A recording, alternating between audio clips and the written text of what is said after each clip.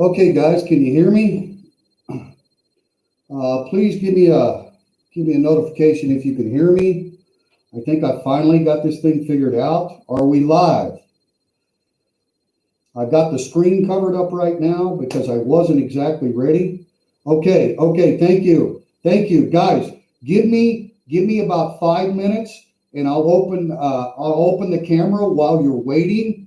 But I won't be here for just a few minutes. Okay, it took longer than I expected to figure out how to get live on the actual event. I appreciate you all joining. But right now, you don't want to see TTT. So give me 5 minutes, okay? I'm going to open up the camera, and I'd appreciate your feedback on the background here, okay? Here we go. Give me just a second, guys. Thank you. I'll be right back.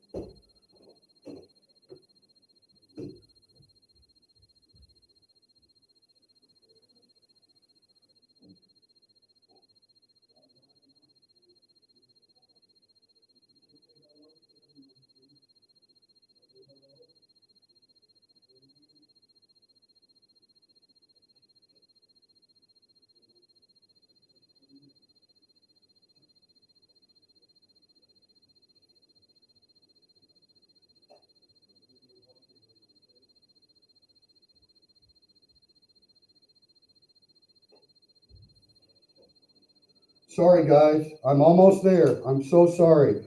Thank you for your patience. I'm almost there, guys. I really appreciate you joining me. Yeah, TTT is old school and still learning the YouTube platform. Created the event to go live and then had to figure out how to actually enter the correct URL instead of creating another live stream. I think maybe I've learned it this morning and actually figured it out. So hopefully I will gain some education here and be able to come into the actual created event early and not keep you waiting. So I apologize. But I have one very important thing that I want to do this morning.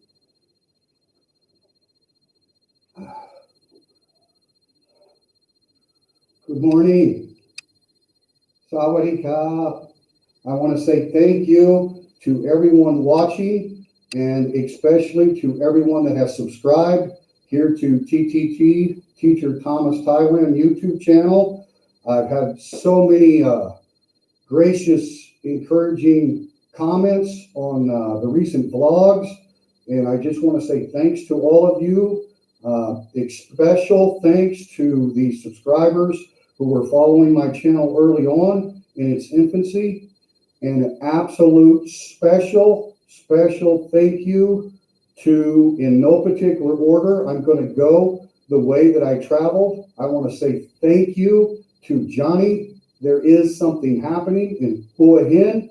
I want to say thank you to Thai Girl Gift and Foreigner Joe in Prachuap. I want to say thank you to Chuck and Paige at No Time to Be Sad. And I want to say thank you to Land of Smiles, Simon and Mim. It was my pleasure and honor to commingle with some other vloggers, but I want my audience to know that although you see pieces of our lifestyle here in the Kingdom of Thailand on the YouTube channels, the YouTube world and social media in general is separate and apart from the true friendships that I made with these vloggers. So my intention was not merely to commingle with other outstanding Thai vloggers. It was to actually gain some friendships, and that we certainly have done, and my wife and I are very grateful. So having said that, let me pull this camera a little bit closer. We were doing some early tech stuff and trying to figure out if I had the angle right, but I think I can come down just a little bit. So let me get that taken care of. Let's see, about right there. And then, okay, I see what I need to do. Bear with me just one more second.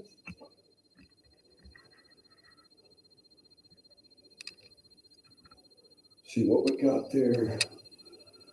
Okay, I need just a little bit more, teacher.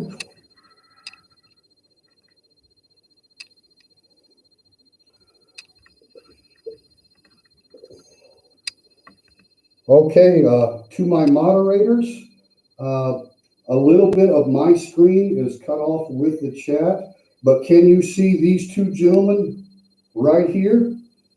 I have Uncle Sam and my hero, James Dean. Can you see both of those?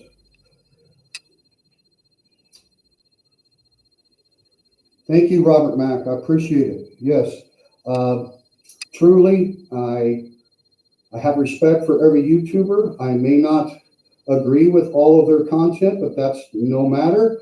To each their own. They control their channels and their content. So that's what I want you to know. It's separate and apart from the YouTube vlogging world. When you have an opportunity to meet quality expats and become friends and share memories here in the kingdom, that is invaluable. So I don't want people to think that the TTT is just about other vloggers or criticizing or in favor of. I'm not, none of that. I'm very neutral, and I think to each their own.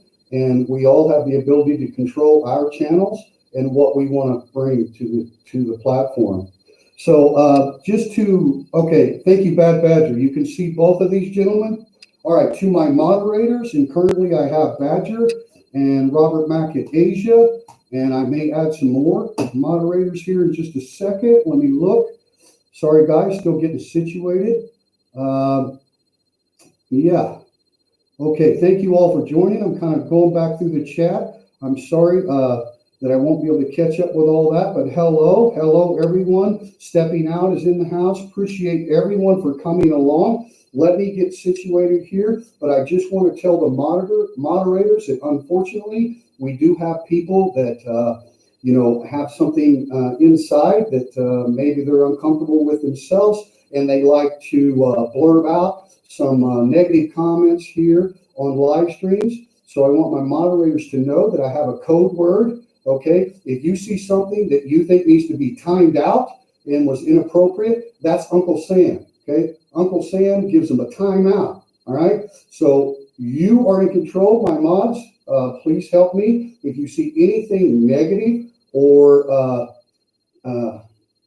disrespectful to anyone in the audience or any other vlogger. Uncle Sam immediately times them out. Now, so when I say Uncle Sam, if I see something, time them out. Okay. Now, if I say James Dean don't take no crap. Okay. So if I say James Dean, they're out. Okay. Block them, remove them, get them out of here. Okay. Because I want this and I do not want this. So for you haters and negative people that want to talk smack, especially about other vloggers or my friends, my moderators will get rid of you. So just so you know, guys, if you hear James Dean, I'll never talk about him unless it's time to get somebody out of this chat room. Okay, so I appreciate your help there.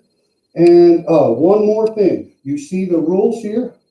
No politics, no religion. I appreciate all of the live chat participants that would stick to those rules. Those are the ground rules of my live stream. Now, if you want to discuss current events around the world, that's fine. Let's just keep the politics out of it. I have great people on both sides of the aisle, and I respect everyone's political beliefs, and I do not want to have those discussions, okay, in respect to everyone. Current events is okay, all right?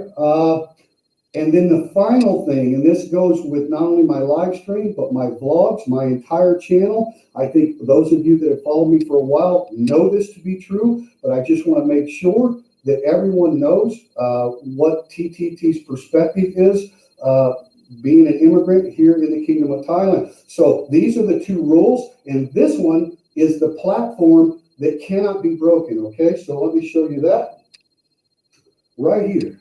Can you see that? Can one of you mods, if you want, is that okay? Can you, if you want to, take a screenshot of that, would be fine, if you have a moment. Okay, this is an absolute truth, and if you say something degrading to Thai people, you will be forever blocked from my channel, and I'm very passionate about it. I'm very defensive about it. So my moderators, James Dean, and they're gone. You're gone, okay? So don't do it. Don't go there. Now, you can be critical of, some certain situations in Thailand. There's a difference between critique and degrading to the people I love. So, inkse on the oinkse, okay? This is for all of my vlogs. If I see one of your comments in my vlogs that has anything degrading or disrespectful to Kun Thai, you will be forever removed. You can watch my videos because I cannot block you from YouTube, and you can give me the thumbs down every time you see TTT upload a video, and that's fine. You have the freedom, just like we all have, to consume whatever information you want on YouTube. But if you break that platform rule of degrading or disrespecting to Thai people, talking down about Thai people, generalizing Thai women into one category that's unfavorable, you will be forever banned from TTT. You will never make a comment, and I will report you to YouTube. Okay? Thank you guys very much. Let's relax. Let's relax. Let me see if I can get in here. All right. So you can see I'm a little low. but that's okay. I can look up and see you. And I actually have the computer a little closer, and I've got my old man reading glasses on. So I appreciate the moderators, and I appreciate everybody that's in the chat room. We actually have 35 people in the chat with 18 thumbs up, so I very much appreciate that. My goal for the live stream is just to get the discussion going about the expat life here in Thailand. I think that you can see the people that I associate with kind of come from the same perspective as I do. They want to display respect for the native people here in the country, and this is how we live quality lives. I am absolutely living the dream here in Thailand, and like I said in some of my vlogs, the camera doesn't lie. Teacher Thomas will always be himself. I will try not to give too much details on an open forum like this about my personal background. So if you want to know more details about my education or my life, I appreciate you can private message me on the TTT Teacher Thomas Thailand Facebook page, or you can send me an email. All that information is in my About tab on the channel. So I'll answer in general about my background, but because we have to have an awareness that unfortunately some of my recent vlogs have been getting immediate 10 thumbs down, and I think I know who might be associated with that, and that's okay. That's okay. I can handle it. I'm a big boy. And just so you moderators know, if they say something personal that's in a negative light about me personally, don't take that down. Do not remove those. That's okay. Okay. I don't care what they say about me. If they talk about Thai people, my wife, my friends, or any other vloggers in a negative way, they're gone. Okay. Uncle Sam says time out. If you do it again, James Dean says you're out. Okay. So I appreciate that, guys. All right. Let me catch up with you now. Oh, wow. All right. Thailand Mick in the house. Thank you. Internet Monster. Appreciate it. Robert Mack, you've been a supporter of mine from a long time ago, and I appreciate it. Stepping Out is still here. Fasai, Grami, TTT, this is great. I feel I am in your classroom. I kind of modified it from a classroom to more of the man cave, if you will, so that hopefully will be more relaxing for my adult audience. I'm not currently doing anything online as far as actual teaching, so I'm focused and been working hard to try to get the channel to get some views. And now that we've reached a plateau of 1,000 subscribers, thanks to you all and the people that I mentioned earlier, it's time for me to work, and I enjoy the work. It's a hobby for me, so I need a few more, I think maybe 2,000 more view hours before I can actually monetize the channel. And if I do, and when I do monetize the channel, if that happens, I will be transparent with you, my subscribers, as to what the goal of any monetization might be. But as for now, we don't need to discuss that. I am not monetized, and I have no intention of doing it soon. If I do it, it will be thoughtful, and I do have a goal that I would like to do with any proceeds. I don't want to earn any money personally from YouTube, but there are things that would benefit other people that I might be able to do. So, gosh, it looks like that camera's a little high. I could get a little better. Yeah, that's too much. Sorry, guys. Guess I could watch it while I'm doing that. So, as you can see, my full legal name is in the background, and I didn't put that up there for any other reason than it is a memento of mine. That sign, it's actually a metal sign. It was made for me by the Royal Thai Army, the military academy in the Komayok, and that hung above my free apartment there on campus. And now that I've kind of stepped away and I'm just doing some online consulting and communication with the colonel, who is the director of the language department there, I was able to bring the sign back with me. Obviously, no one else wants it above their apartment, so that's why that's there. And I want to be completely transparent about who I am. I have no secrets. Like I say, I won't get into personal information about my background in detail here on the World Wide Web where anyone can see it, because we do unfortunately have people that would like to, try to put, pressure buttons and do all that. So I'd be happy to give you any details that you might want specifically in a private message. So I appreciate that. All right. Okay. I think that's good enough. See, and I am no good on a live stream yet. Some of my previous live streams I actually took down because I didn't like how I handled it. I have a lot to learn, so bear with me on that. Okay, so appreciate you all. Thailand vloggers in the house, thank you so much. Eddie Manning, wow, thank you, sir. It was a pleasure to meet you. Guys, if you haven't checked out Eddie Manning, he has a small YouTube channel, and he's got a lot of experience here in the Kingdom of Thailand. He's a bicycle rider, a very athletic guy. And I think he brings a great perspective and a lot of knowledge about the kingdom. So check out Eddie Manning. Stepping out. Come on, people, smash the like button. Thank you, Stepping Out. I appreciate that. Stephen Bloom. Tom, did you see the Chiefs signed Patty Mahomes? Yes, I did. As a matter of fact, I haven't been following American news for the rural reasons that you see back here. I'm very fortunate that I live in a great country and my life is pure bliss, and I don't want any negativity to disrupt the beautiful aura that I have here, so I don't really follow the news, but I am a huge Chiefs fan, born and raised.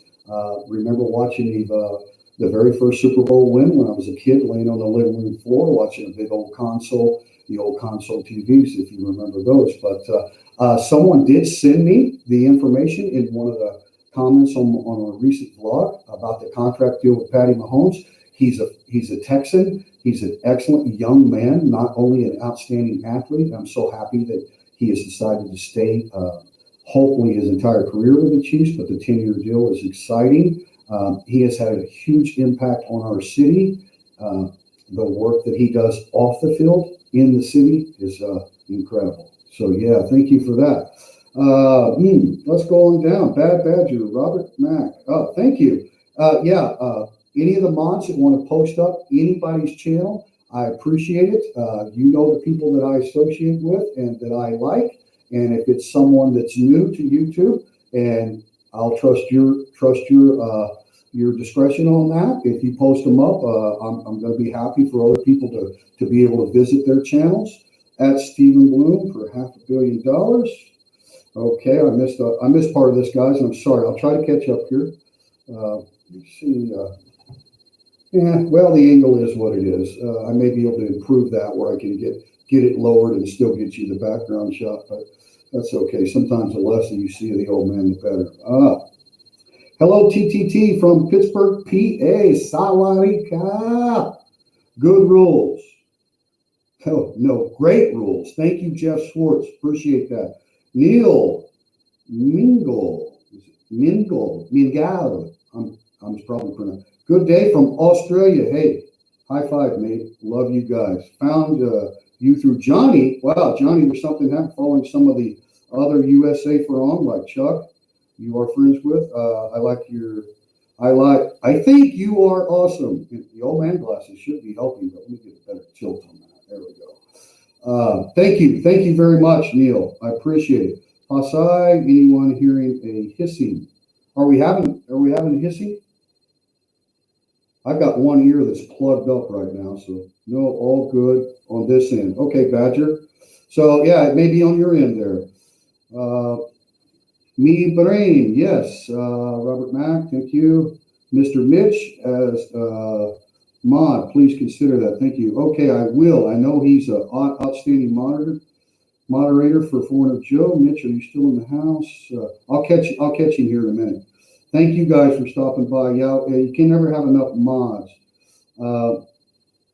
Tommy J, not negative, but maybe consider getting a clip-on microphone. Thank you. You just reminded me of that. Thank you, sir. No, critique is good.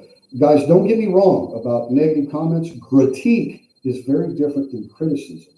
Critique is something we learned in the United States Army that is a valuable resource to learning. Is that any better, sir? Tommy J? Did that help? I actually have the mic plugged in and I haven't put it on yet. So hopefully that improves it. Love the live stream. York, PA. I appreciate your amazing comments on my vlogs. I believe you are Texan, correct? You're just amazing. I tell you guys, I've gotten so much good feedback from people that I don't know, and I really appreciate it. Okay, we don't need phone noise. We need that. And I appreciate you moderators in this interlude period where TTT is so far behind on all of these wonderful people in the chat room, so I appreciate it. Okay, thank you. Sean Taylor, cheers TTT. Hope you had a great 4th. I just been busy here in North Carolina looking at a camping trailer. Oh, Sean, you're talking one of my favorite things. I lived off the grid for about a year in an old Rockwood pop-up trailer that I pulled with my Jeep. And North Carolina, what an amazing state. Love you guys. Thailand vloggers. Okay, that just jumped on me. Okay.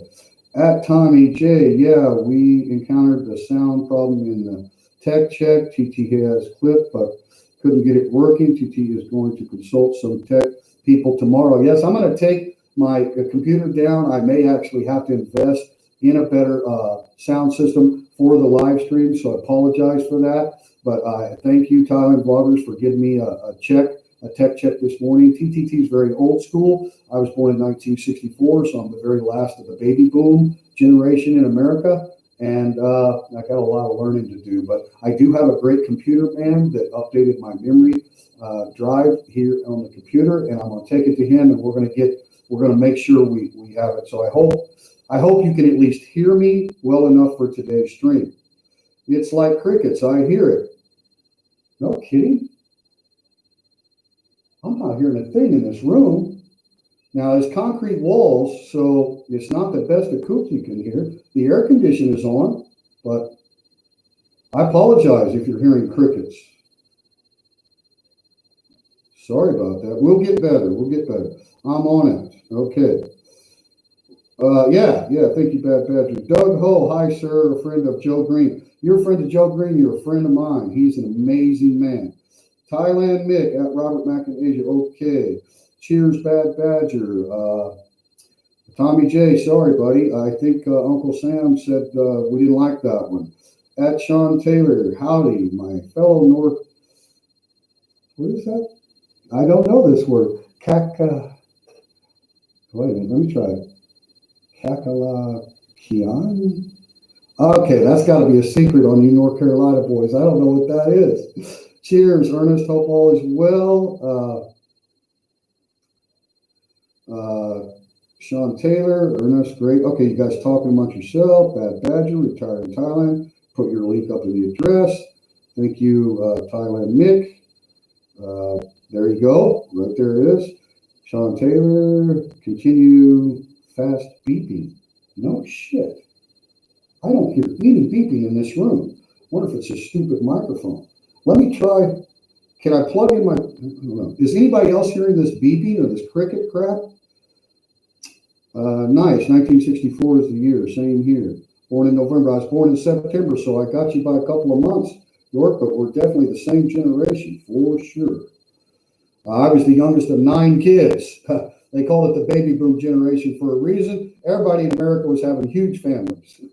And so if you're at the tail end of the baby boom, the last year was 64. 69 was the summer of love and Woodstock and all that hippie generation really stuff got going. But us young baby boomers, or the youngest of the baby boom, we usually have a lot of older brothers and sisters. Time to get going. Thank you for coming. I used to live about 20 minutes down the road from where James Dean died on Highway 46 near Paso Robles, California. Too sad. Used to go just be around now and then. Oh man. Thank you for that. Thank you for that. Time to get going. He's an icon to me. As far as an actor and a man, and he was the king of cool. Anybody that's not American and maybe doesn't know the whole James Dean thing, he wasn't just an actor. he was the king of cool. You can see he's got a cigarette in his mouth up here in the picture. And yeah, it's, that's why they say you look 10 times cooler when you smoke. Had a big effect on a lot of us because we all smoke to look cool, like James Dean. He was just the king of cool. And we lost him way too early in a tragic accident. But anyway, it's not just his movies, but if you want to see a really good movie, Rebel Without a Cause, highly recommended. Rebel Without a Cause. He was the man. I have a lot of other heroes in the music genre, but as far as just a cool guy, he didn't take any crap. He wasn't a big guy; he was a small guy, but everybody knew his reputation. You did not want to get on his bad side, and that's why if you get on his bad side here in the live stream, you're gone. So Uncle Sam will time you out, and James Dean says goodbye. Thank you for that, Robert Mack. Bad Badger. Okay, I do. Yeah, Ernest, most of us are still being friendly here, but there are a lot not being nice. Well, to each their own, man. Some people just, they have this in their life, right? And we can't change that. It's within them. 1962, Austin, Texas, Tommy J. I love me some Austin people, man. I've got a nephew who lives there in Austin. Born in 53. Okay, well, big brother. Appreciate it. Stuck in Florida. Thank you for coming along. I appreciate all your words of praise and your generosity and your compliments of the video vlogs. Thank you so much. Thank you. Thanks to all of you. You've been very encouraging to me. I'm a newbie, and like I said, I'm old school baby boomer. And when I went to university, we didn't have computers, guys. Okay, so I got a lot of catching up to do. So bear with me, but I appreciate it. I've always had an interest in photography. Always wanted to do it as a hobby and just never had the time, raising 4 children, running a construction company. You know how it is, right? So, but now I have the time and I'm invested, and I'm a good listener to all of the people that I've recently met that have a lot more skill than I do. So I'm trying hard for you. Can't wait till I'm back in Asia. Thank you, Thailand, Mick. Thailand will welcome everyone soon. Hello from Don and Al. Oh, San Antonio. There we go. Don and Al, thank you again for all of your comments of support. I appreciate you stopping by the live stream today. If you missed the interlude where I kind of explained the rules and the platform of my entire channel, which is TTT, loves Thai people. The only rules we have: no politics, no religion. Anybody talks bad or degrading against Thai people will be booted permanently from the channel. So if you didn't get the chance to watch that, you can catch it on the playback. No big deal. I appreciate you guys joining. We got 34 currently. And get this, guys, only 34 in the chat. Everybody's got busy lives, right? But we got 36 thumbs up. So there's been people coming and going, and they don't have time to hang around, but they've been dropping a thumbs up. So thank you very much for that. Thailand Nick, yeah, I've been looking at flights for December. I can't give any specifics. I did get an email from the U.S. Embassy that talks about all the people that are going to be allowed to come in. And there's a whole host of reasons. I would encourage you to go to any Thai embassy or consulate in your home country. They have all the details. So there are going to be some incoming flights coming soon, but there's restrictions. Hello, come on in. Oh, thank you. You say hello? Here's my better half, guys. Nam Yin. Morning, baby. She brought me a cold water. We have 33 people watching right now, and hello, everyone. Good place for a barbecue. So I'm going in October. Yeah, just stand there for a minute so I can get caught up on this, baby. Give me somebody to see, because when I duck my head down reading this like some old man, they can't really see me. Mr. Mitch, hang on a second. I got you, buddy. Hang on. Whoa. I see you.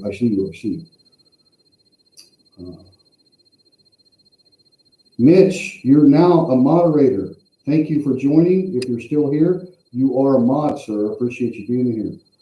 Okay, guys, photography hobby is much easier now with the digital age. Vice or verse the tintype photos. Yeah, I wasn't around for tintypes, but yeah, I agree with you. Mr. Mitch, hello. Thank you, Mr. Mitch, for coming in. Okay, Jeff Swartz, Sawadee Kra. Thank you for coming in. Hello, Eddie Manning. Good morning, Nam Yen.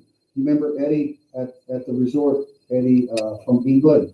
The good-looking man, looked like George Clooney, huh? Good-looking man, has a lot of experience in Thailand. Bad Badger or Mr. Mitch, can you do a quick YouTube search on Eddie Manning? Eddie, is that the name of your channel? I don't remember, but I'd like for people to get to know Eddie. I gained a lot of knowledge about Thailand. He's been here and back to England. He's an Englishman, and he has a lot of experience of traveling around Thailand. And anybody's interested in bicycling, he's a big road biker. He's also done a lot of road biking across the United States of America. So he was a really pleasurable Englishman to meet. So if you can find Eddie Manning's channel, please post up his link. Thailand Mix, stuck in Florida. Yeah, hello, stuck in Florida. Time to get going. My wife is, his wife is from Surin, and we'll retire there soon. I'm retiring at the end of the year. Well, thank you. Time to get going. I believe I've seen some of your comments on my vlogs. I appreciate everything. My wife is from Udon Thani, so it's up in that same Isan region. Well, quite a bit further north than Surin, but still Isan. Sawadee Krap kun Nam Yen. Scott Steinhaus. Thank you, Scott. Doug Ho, hi. Sawadee Krap. Hello, Doug. Welcome. Stepping out. Is Nam Yen going to work? Are you going to work today? Yes. Yeah. What time do you go? About 10. About 10? Yes. Going to go to work about 10.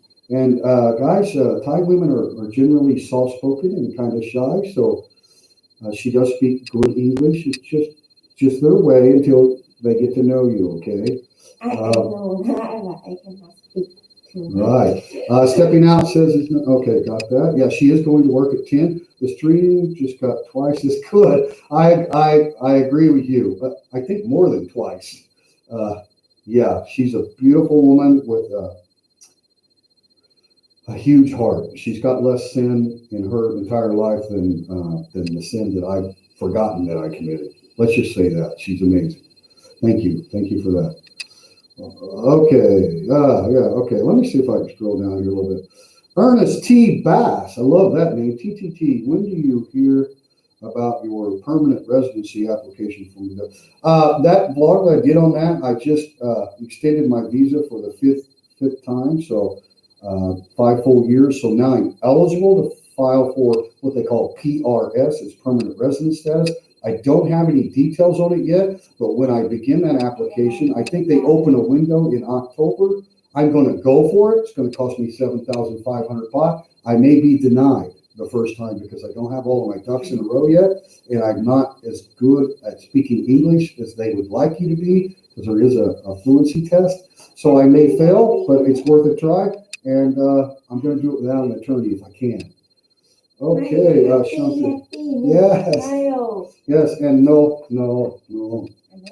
My owl, we don't want sad. We want unity, not division. Okay, guys, that's what we're about. There's too much to be unified for, and a lot of people in Western countries are watching those Thailand vloggers, and they're grateful to see that we don't have the division. We're not consumed with the hysteria, the inflammation of every headline news story, right? We distance ourselves from that here. And so they're able to tune in and take a break from it too. So we don't want to talk about that crap. Everybody knows it's, the headlines are sensationalized, and all of those countries are going to be just fine. The majority of the people are very lawful, and yeah, everything's going to be just fine. Let's be positive here. Stuck in Florida. Nice. I was looking at some sailboats. Okay, you guys, thank you for that. Okay. Nam Yen is doing great. So nice. Thank you, York. Troy Beatty. Good morning, guys. Good morning, Troy. Neil, I have to ask, has anyone ever said you are a dead ringer in Aussie slang? The twin brother, General Hammond from Stargate Command. I don't know, General Hammond. I've never watched Stargate Command. You're talking about me, like I've never really heard anybody say I look like someone famous or anything, just a regular looking, generic guy. Did I leave my stream on last night when I was with a woman? Ben, I don't know. To be honest with you, I don't watch your stuff, Ben. I do have respect for you because I've heard people say that you're a great guy, but yeah, it's just not my gig, buddy. We all consume what we want. But no, I wasn't there, Ben. But I appreciate you being respectful here at TTT. I appreciate that. Sean Taylor, stuck in Florida. Awesome. About you had a run. Sucks. You got to okay. You guys are good. Why do such nice Thai ladies keep marrying Frongs who? Okay, Scott. I don't know what that means, but moderators, you might want to check on what the hell Scott's talking about. If he just said something about me marrying or my wife's marrying, I don't know what that was about. You might want to clarify that, Scott, because James Dean might get you on that one, buddy. Back up, guys, and look at that. Why do such nice Thai ladies keep marrying Frongs who chop? Are you saying fat? That I'm fat, mock, and white? Get rid of this guy, James Dean. Boom, Scott, you're out of here. I don't want that guy on my channel. Get him out of here. Get him out of here. Ugh, idiot. Go cry to mommy, man. You want to talk smack. Scott, you're out. Blocked forever. Idiot. Talk about Thai women marrying fat Farong. You frickin' idiot. Ernest T. Bass, awesome. TTT will be sending good thoughts. You'd be a good ambassador to the U.S. there. Thank you so much, man. I'm just showing, really, guys, I'm not making anything up. I love Thai people. I have respect for this country, their culture, their traditions. It's just me, man, but I appreciate that. I will try to bring, a realistic perspective of someone who's, been a teacher here for over 4 years and lived here for 5 full years now and married to a Thai lady. So, yeah, this is just who I am. I'd rather be hated for who I am than loved for who I'm not. Scott just got on my you-know-what list, and I don't care if he hates me because I don't like him. So, I'm not gonna cater to anybody, guys. This is a hobby for me, and if people want to talk smack like that, they're just gone. I mean, I ain't got time for it. And you see, I got a little riled up, but I don't want to get that way. We're going right back here. Scott, you dipwad, if you're still watching, you can't affect this channel, okay? None of you people can affect this channel. This channel is created for the subscribers and the viewers, okay? And it's a hobby for me, and you're not going to affect it. So if you want to come in and make a stupid comment like that, like Thai women marrying fat Farongs, you know what? Go somewhere else. I mean, you can stick around and watch if you want to. Give me all those thumbs down. Great for you, buddy. You're not going to have any effect because we're going to continue. My audience and my high quality people, we got time to waste a thought on you idiots. Yeah, Ben, be careful, Ben. Ben, be careful, buddy. I love you, man. Okay, because people have told me you're a good guy, but be careful here, man. Give me that sign one more time. Right there. Hey, Ben.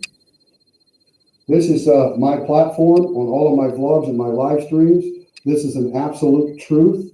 It cannot be spoken in any other way. And if anybody says anything or does anything derogatory, disrespectful to Thai people, you're out of here. Okay, out of here. That's all I got to say. Okay, thank you. I didn't know. Okay, no problem, Ben. Hey, Ben, no problem, man. No problem, buddy. Okay. One thing I don't want people to know is that I've always gotten along with people that may not like each other, and I don't need to know everybody's backstory in the vlogging world here. I'm very tolerant person, very open-minded person. To each their own. It's their channel. They do what they want. I'm not going to disassociate with someone just because maybe I don't watch their content. As long as we don't violate the rules of my channel, I'm happy to have you. I don't care if people want to judge me for the friends, someone that I call a friend. Now, obviously a friend is different from just someone I haven't even met, but anyway, stepping out, I think Scott was saying like to talk to. I don't know, man. He said, marrying. Why do Thai ladies marry fat pharaoh?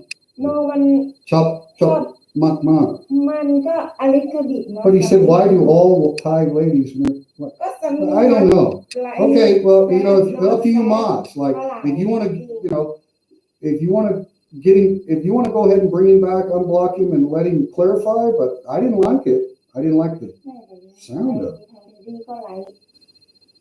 Why do all Thai ladies marry pharaohs that are chop mak mak? But all Thai ladies don't marry pharaohs. Many Thai ladies marry Thai men. Like, that's the majority. So I don't get the context of it. I don't know. I could have jumped the gun, though. You guys could be right. Do you live in Rayong? We live in Rayong province. The city is called Ban Chang. It's where the Utapao, Rayong, Pattaya International Airports in the city of Ban Chang.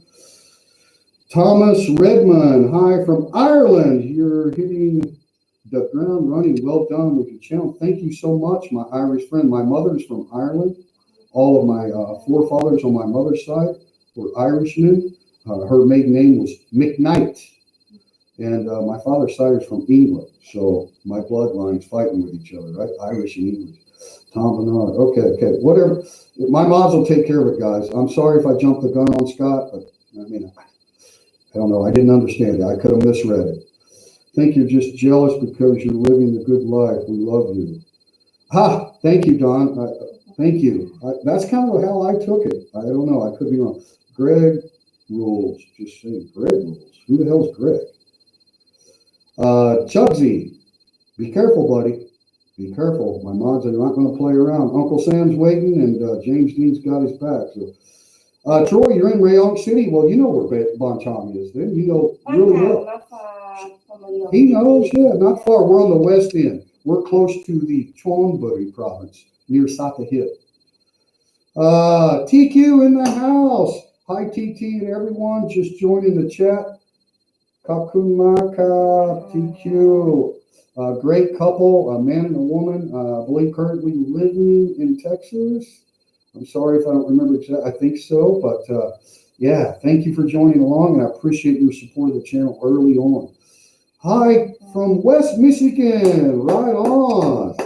Very good. Is that up there in the thumb? Like Michigan shaped like a hand. Is West in the thumb?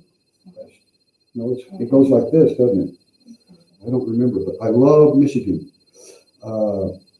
47 watching. Thank you, guys. 45 thumbs up. Thank you very much.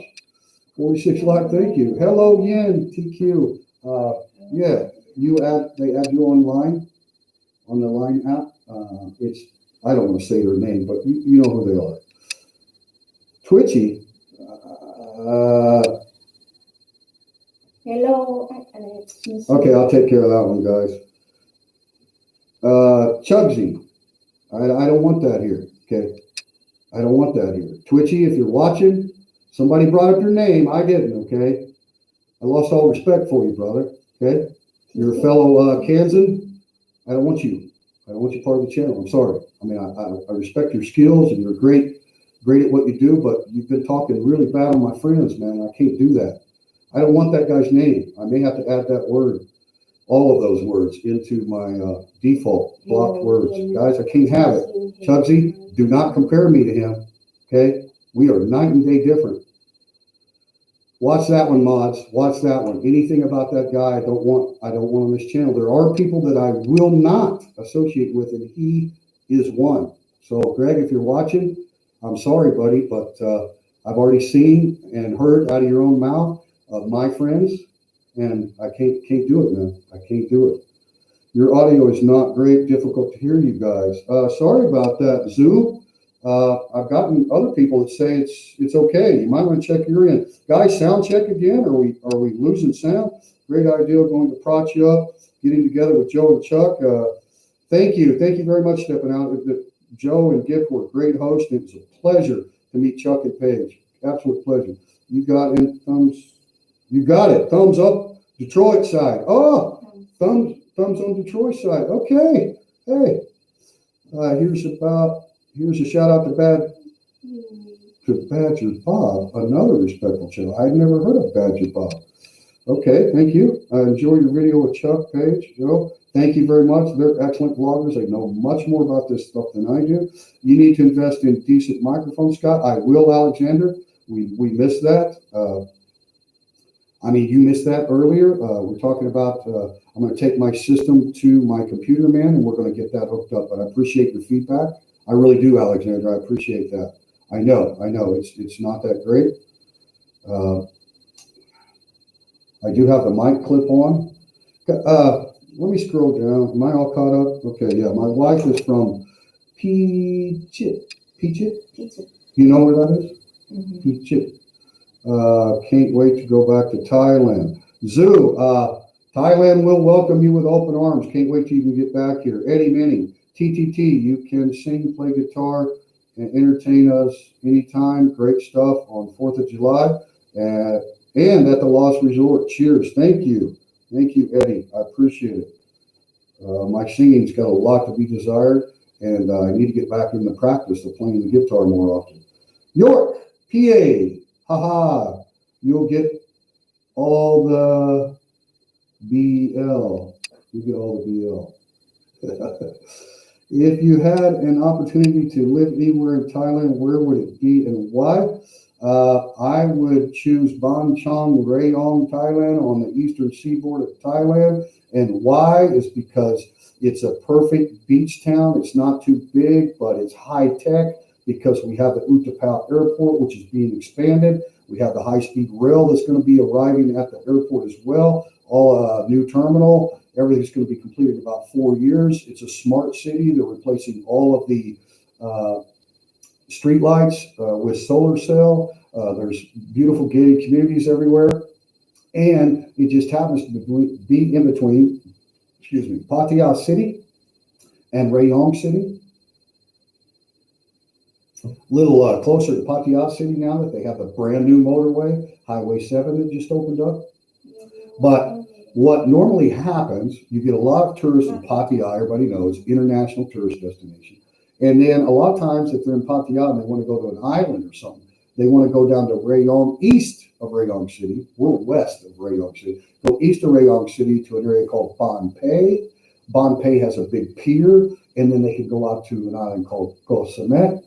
So we don't get any tourists. They don't stop much here in Ban Chong. That may change, but for now, it's a wonderful expat community and a lot of local Thai people. And our beaches don't have a main beach road, a busy beach road at all.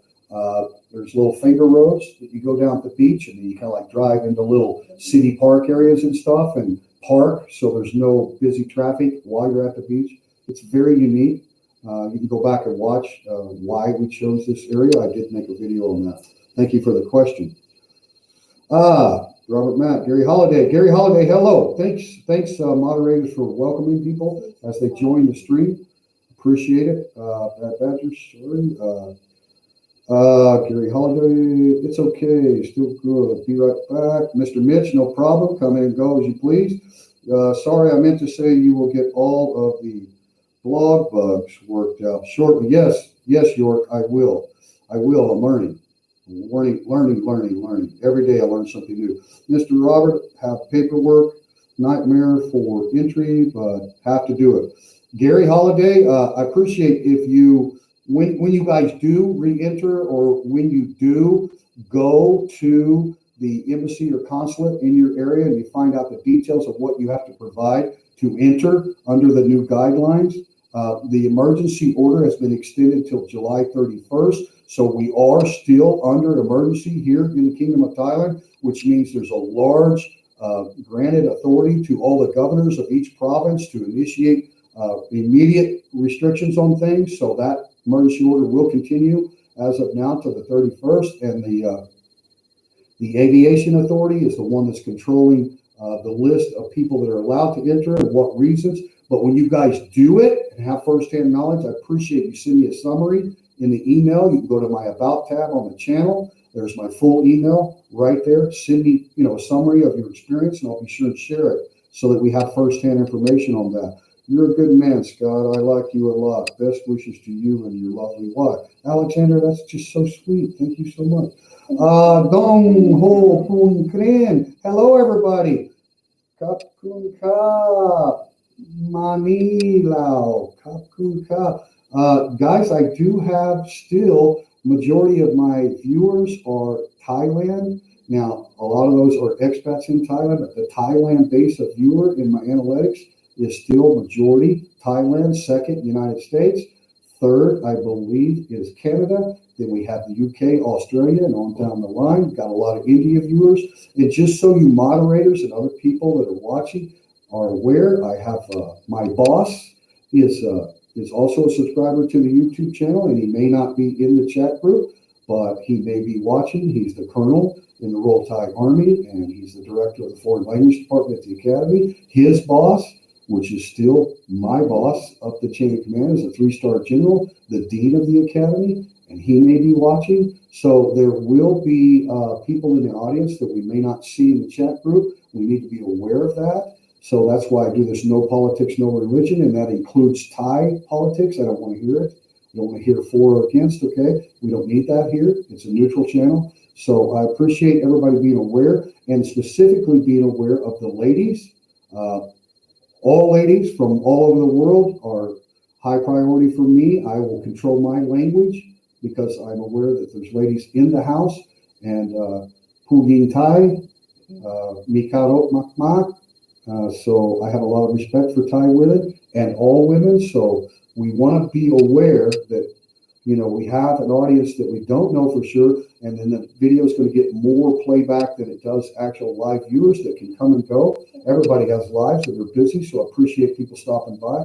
But we have to have a sense of awareness that we're in a kingdom, and it is a kingdom, not a country, okay? So we want to avoid all topics on internal affairs here in the kingdom, and we have to be aware that there are people watching, and I think all YouTubers should be aware of that. No, I don't do PayPal or any of that, Ben. I'm not monetized at all, and I'm not looking to do that as of right now. But later, if I do create any type of resource for people to donate to the channel, I want a full transparency, and I want to set up everything in advance of doing it. But I appreciate your question, and I do not want to earn money specifically for myself, for my wife, or anything like that. But if the channel does get monetized and people do want to donate, I will have a specific earmarked reason for it and be transparent. But right now, we're not doing that. We're working. I'm working. Yin's been very patient with me to take time out away and go make video footage and then spend time editing for you guys. So I'm working and working. I want to establish good subscribers and viewers based on the content. So after I feel like that I've earned some stripes, and then we'll do what we need to do, and I definitely will bring you all along for it. Whatever I create, you will be there in a vlog. I'm not going to do mobile lives very much. When I interact spontaneously, you see it in my vlogs. They're not edited. They're not pre-set up. When you see me interact with people, you are there at the moment it happens. So I don't see the need for too much mobile live stream. Ben, no. Thank you, Ben, and I will take a rain check. Okay, Ben? Thank you very much. I will take a rain check. If you wish to donate to the channel at a later date, when you know specifically where those funds are going to go and why and what's been established for it, then at that time, Ben, I appreciate it very much. You are a gentleman. Thank you. Stepping out, when I retire and move there, do you recommend buying a car or so? What kind pickup truck? It was about 3 years after I was here before I purchased my first vehicle. For the first 6 months, I didn't even have a motorcycle. We lived in Bangkok in a condo. We were in walking distance to everything, food, malls, cinema, and then there's also taxi, which is very affordable in Thailand. You have mostly metered taxis, so you know you're not getting ripped off. So it's really, and there's all kinds of public transportation. It was after we moved to Isan, after I'd been here about 6 months, right? And I moved up there to start teaching English at a government high school, and I didn't have anything. Went there. How did I go up there? I took a bus. I took a bus and a couple of big bags and rented a little bitty studio style apartment right by the school, because the school didn't have any housing available. They were all full with Thai teachers. I was the only Farang native English speaker in that area. It's called Nong Bua Lampu.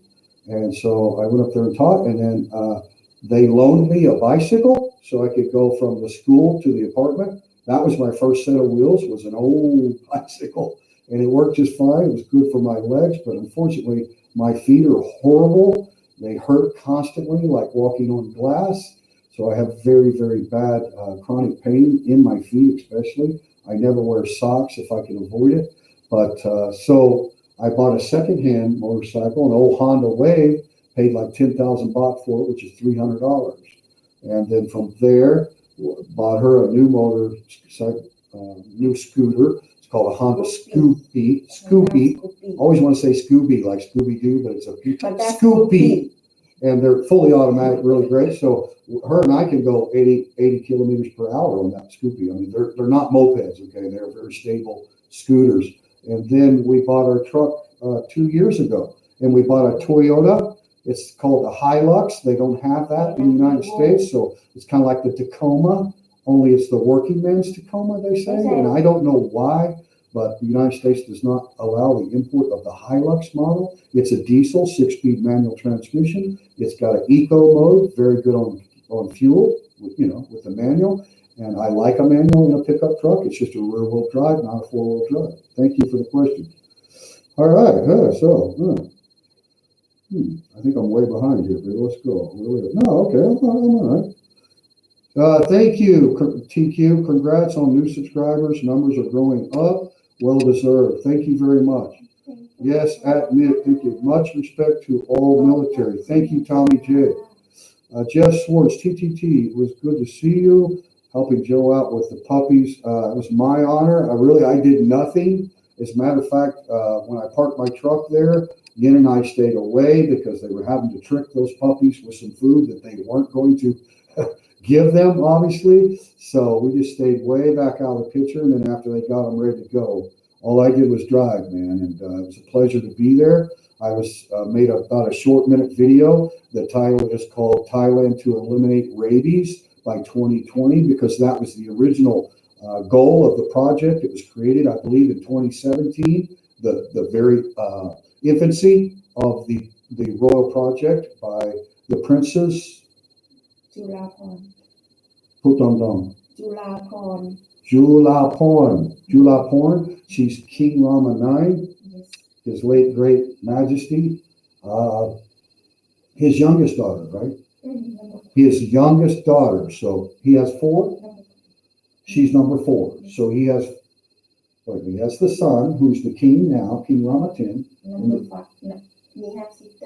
He has one sister's older. Okay, the sister's older. Everyone knows she wears purple. She's older, so she's probably near 70 now, right? Because the current king, King Rama X, is about 65, I believe, right? Somewhere in there. So there's an older sister, then the current king, King Rama X, and then one more, Patet, and then the youngest one, Julaporn. So it was her project, and so I just stole the caption from the original headline, the Bangkok Post or wherever, when it was announced. So that was the goal, to eliminate rabies, and in the process, it took a while to get it all developed. So it's all month long, all over the kingdom. Free of charge, mostly done at temple, because there's a temple in every little village. So the temple sites are perfect for the veterinarians to come.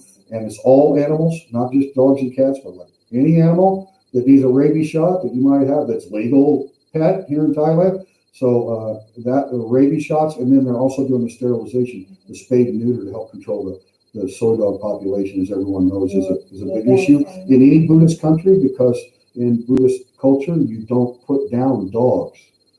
You don't have euthanasia in Buddhist culture. It's not, you can't even, right? That's not part of their culture. So even though in our Western culture, which we have to let go of, if we come to another country like this, don't bring that with you. You're better off. But in our Western culture, we think it's humane, right, to do that. It's not how it works here. So we thank you, everyone, for supporting Joe. and Gift, they, before they even knew about the project, it was going to be free. They had planned on paying out of their pocket to take care of those puppies and get all 4 females, got them all spayed and got their rabies shots and all their vaccinations. So, miss my Honda Zoomer I had in the Philippines. They are great, huh? Yeah, and Joe and Gift still have puppies to adopt. There's 3 more. So please contact Joe and Gift if you're interested in a puppy and you're here in Thailand. I've never driven in Thailand and may not have time. I've had a problem with it. It's driving in Thailand is very, very different than driving in the West. Come on, I think come in. Yes, you come in. I'm ready. Still got 34 in the chat, and we've got 47 thumbs up on people that have come and gone. Appreciate it. Bad Badger, Robert Mack, thank you so much for moderating today. I probably missed it. Did you find Danny Manning's channel? Danny Manning, are you still here, Danny? I don't know the channel name. I think it might be Danny Manning. I'm not sure. The reason for stop driving in Asia is because my drinking. Okay, I'm not a drinker, but yeah, don't drink and drive. Not a good idea. You could go to jail for a long, long time here in Thailand. You don't want to break the law in Thailand. Highly recommend you don't do that. Although it is done a lot, but when you're a Thai and you do it, that's different. Come on, Jake. Come on. Come on. You don't want to show everybody? Huh? No, he don't like to jump up because he's been trained not to. We don't let our dogs jump on things. Say hello. Say hello, everyone. Jake,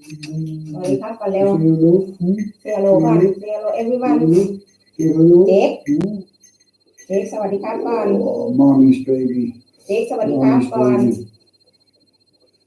My next video vlog, I wanted to wait until after this live stream, but you'll see our return home and Blackie and Jake's reaction to Mom and Daddy coming home. Stay tuned for that. Had a car for a year or so, but managed with the motorcycle. Yeah, there's no problem. Like, depends on where you live in Thailand. If you live in the cities, you don't need a car at all. You like to travel and don't want to do the buses and pay for stuff all the time? Definitely not. Okay, Rob Mack, I had help from a great Thai lady and got a driver's license for motorbike and cars. I drove a Toyota Hilux pickup when I visited Chuck. Wow, great, Robert. Who knew we'd have the same taste in vehicles, right? I also have the vehicle license and the motorcycle license. It's, you want to be legal in Thailand. The motorcycle is tagged in my name. The truck is in her name because at the time I bought it, I just arrived from America and I didn't want to deal with taking in my work permit and doing all that crap. I trust her 100% anyway, so it doesn't matter. But we're both insured.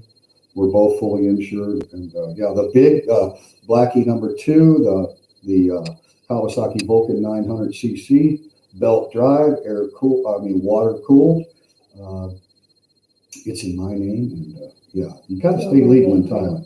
Okay, Alexander Scott, do you have health insurance in Thailand, and how much cover do you think is comfortable? There's a lot of options, Alexander. I would talk to your current health provider if you're coming to Thailand. Many companies have international policies.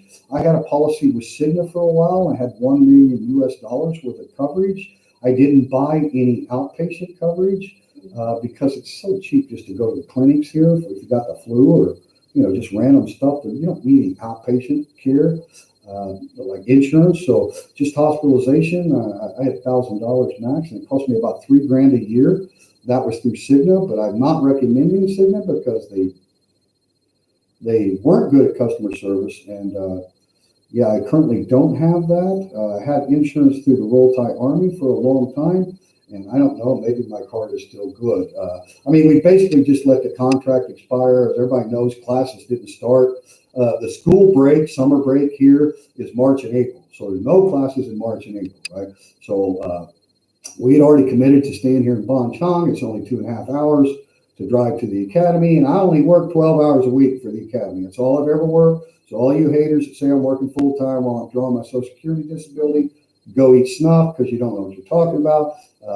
My full name right up here. Okay, I'm not hiding from anybody, so get over yourself. You can't judge a person's life by a 10-minute video clip. So quit speaking out of turn. talking out of school, however you want to say it. But yeah, I just work part-time for the academy. It's been great. And they provide me full insurance, work permit, free apartment. What else did they give me?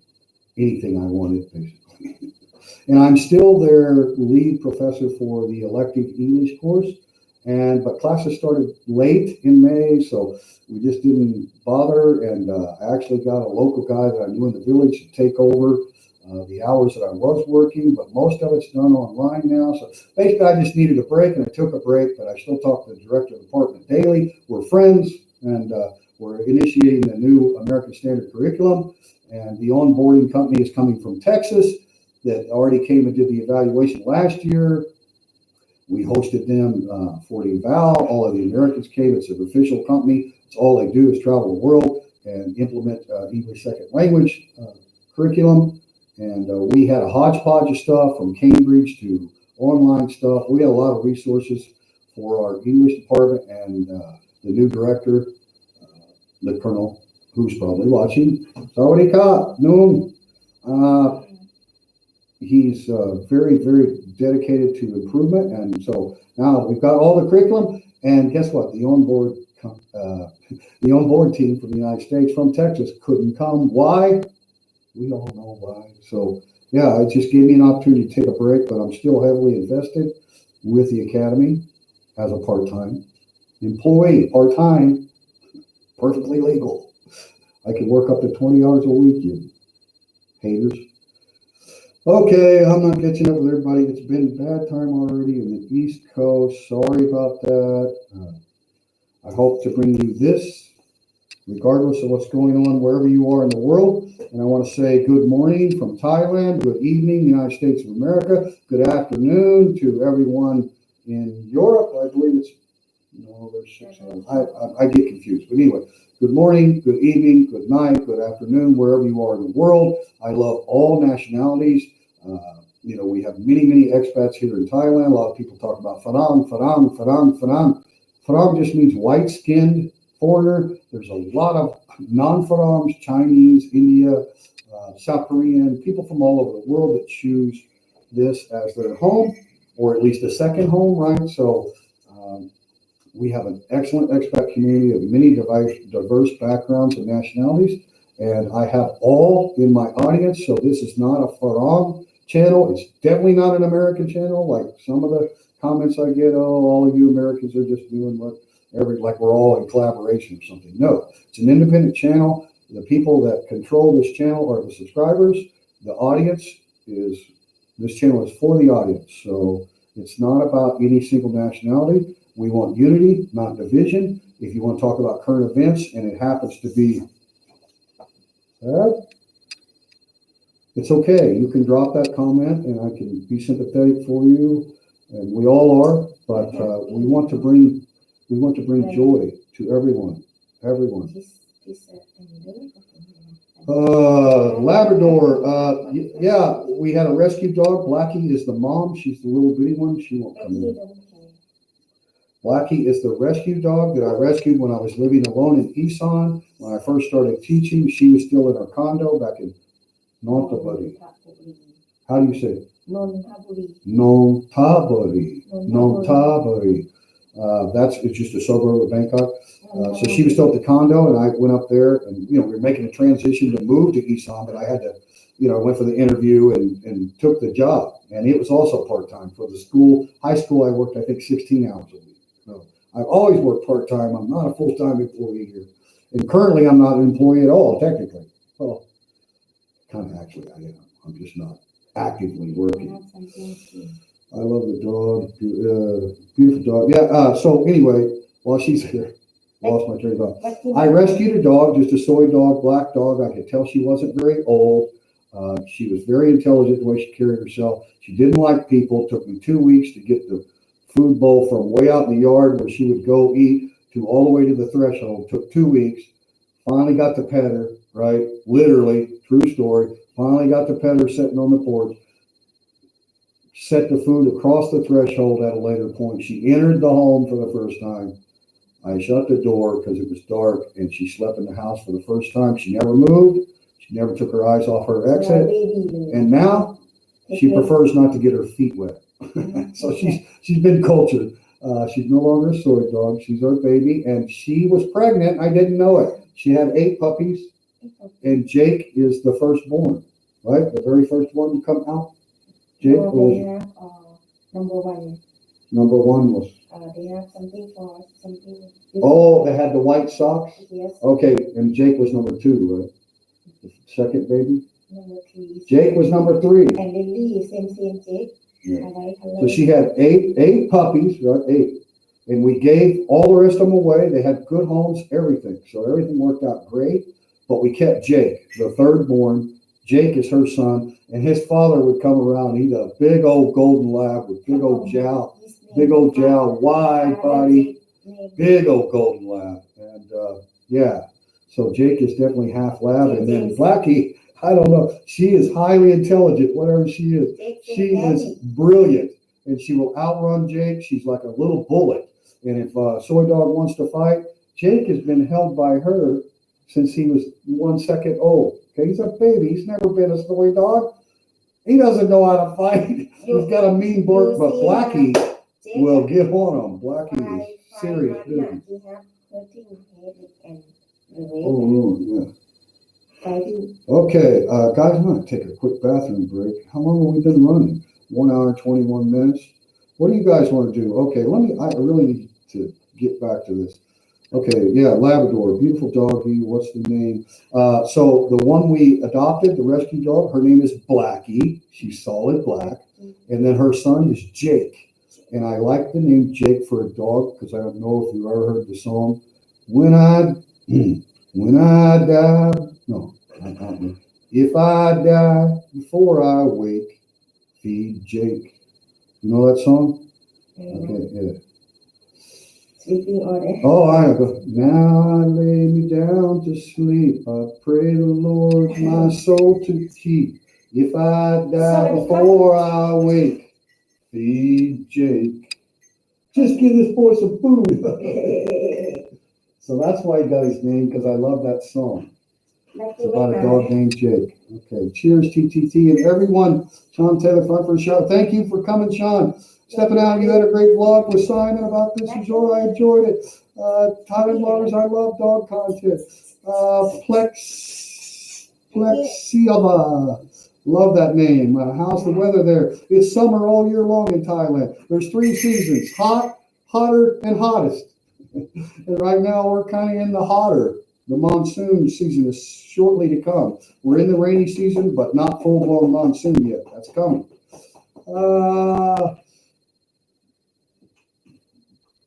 Oh, Fasai. I'm sorry. These old man glasses are not working too good. Teacher Thomas, did you bring the memorabilia from the U.S. or did you find it? Oh, this man cave stuff? I bought all this in Thailand. Yeah. All this stuff is, they have these cool night markets, and there's a lot of people, that's all they do is sell signage from all over the world. Like you can buy Chevy truck, you can buy whatever you want. Yeah, no, this is everything you see here. I didn't bring anything from America except this guitar. Can you see this guitar over here? That is from America. Everything else is bought in Thailand. This guitar over here, bought in Thailand. The lady, can they see the lady sculpture? Yeah, your lady sculpture. You can see too, right? No. No. Okay. Yeah. That's imported from Bali. But yeah, everything here has been bought in Thailand. Cheers, TTT. Okay, got that. You had a great vlog. Teacher Thomas. Right. I rented the Toyota Hilux pickup. Oh, I love the Hilux. I like the 6-speed, but you know, I don't drive in Bangkok. I have driven it one time now, in and out, and through there several times. It's no fun driving a 6-speed manual in heavy traffic, but normally here in Bon Chon Rayon, we have a lot of open roads, and I like a standard. We're going down hills. It's not a 4-wheel drive, right? So I like using that granny gear, so I don't have to hold the brakes. I like that. I like to be in control of where I'm at. I've always had a manual shifting truck. I had a Chevy S10 1970 model Cheyenne. I had a 1986 Dodge Ram Charger power Ram short bed, full-time 4-wheel drive. I've always drove it standard. I just don't.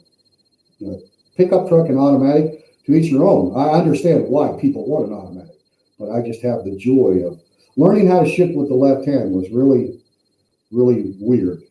I'll say that. Thank you, Thomas, and your beautiful wife for the stream. Thank you, Gary Holiday. Appreciate that. Where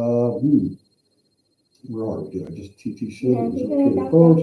Yes, yes. I am all about posting other vloggers that any of my moderators feel like would be, great to have up.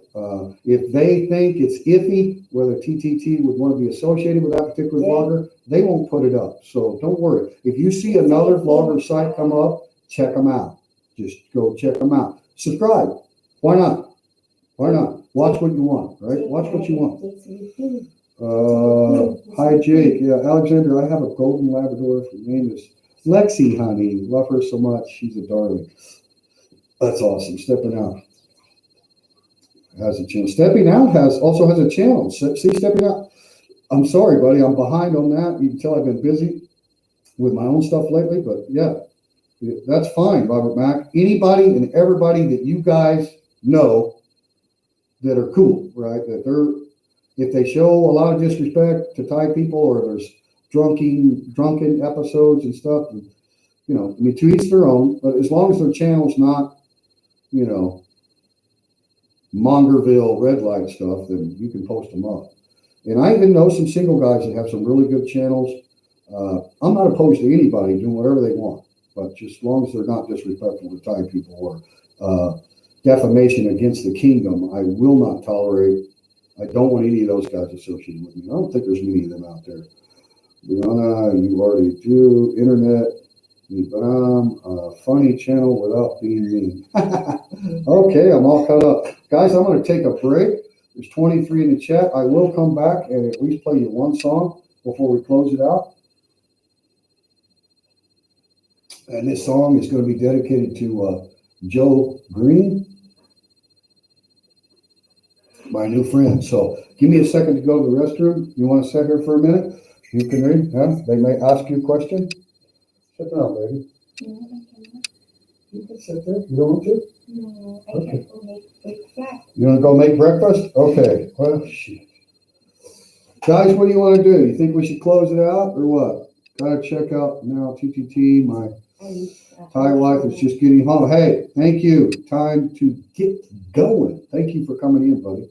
Corner Joe and Gift are great people. An understatement. Very good, Robert Mack. They're awesome. They're very genuine. What you see is what you get. Joe reminds me of my older brother. He's very direct, right? There's no phony. There's no phony in Joe. You'll know that when you meet him. He's a great guy. But yeah, don't expect anything different than what he is, right? Now off camera, we get into discussions about politics and all of our different beliefs, right? That's between friends. We just, most of us don't really like to get into that on our YouTube channel because why? Why?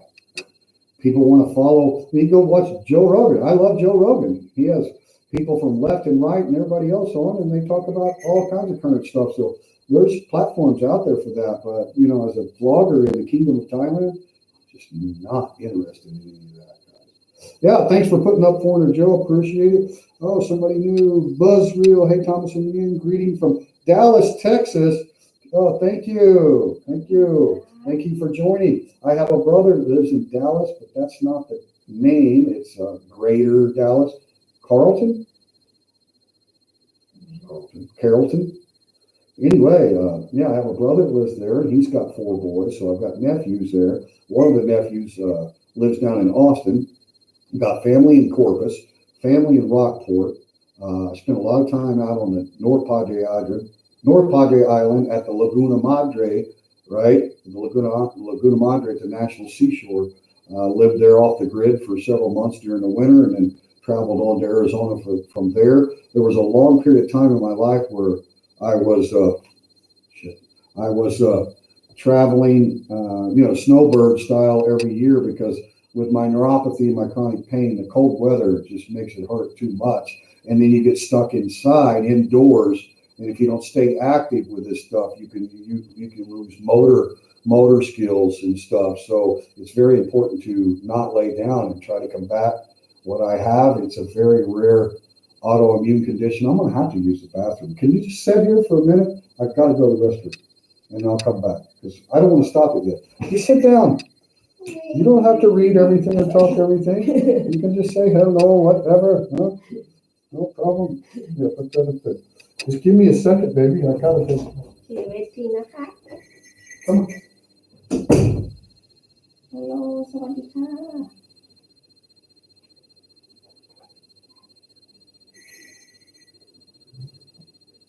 ไม่รู้จะพูดอะไร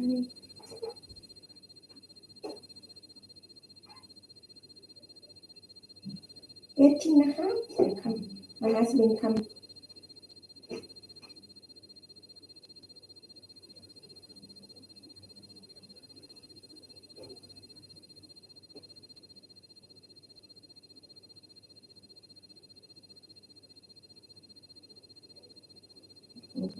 มีโอมิสเลียนมียูทูบค่ะเวที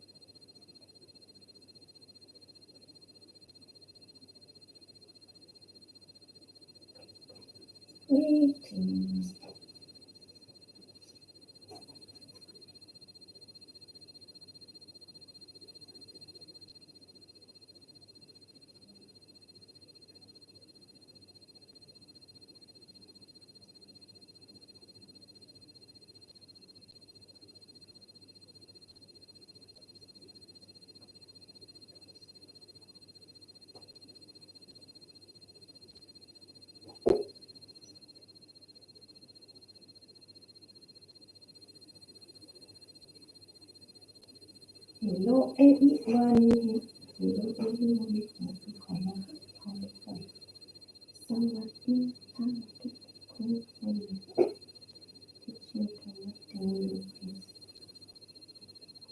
เป็นฟอร์มเอกสารที่ไหนเ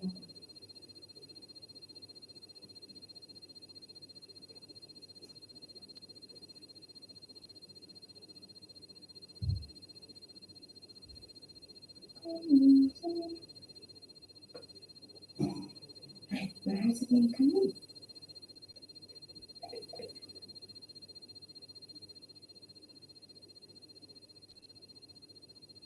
ที่ช่วยกัน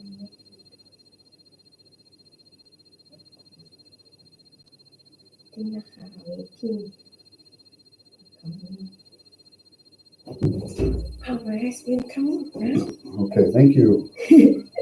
Thank you very much. Thank you, baby.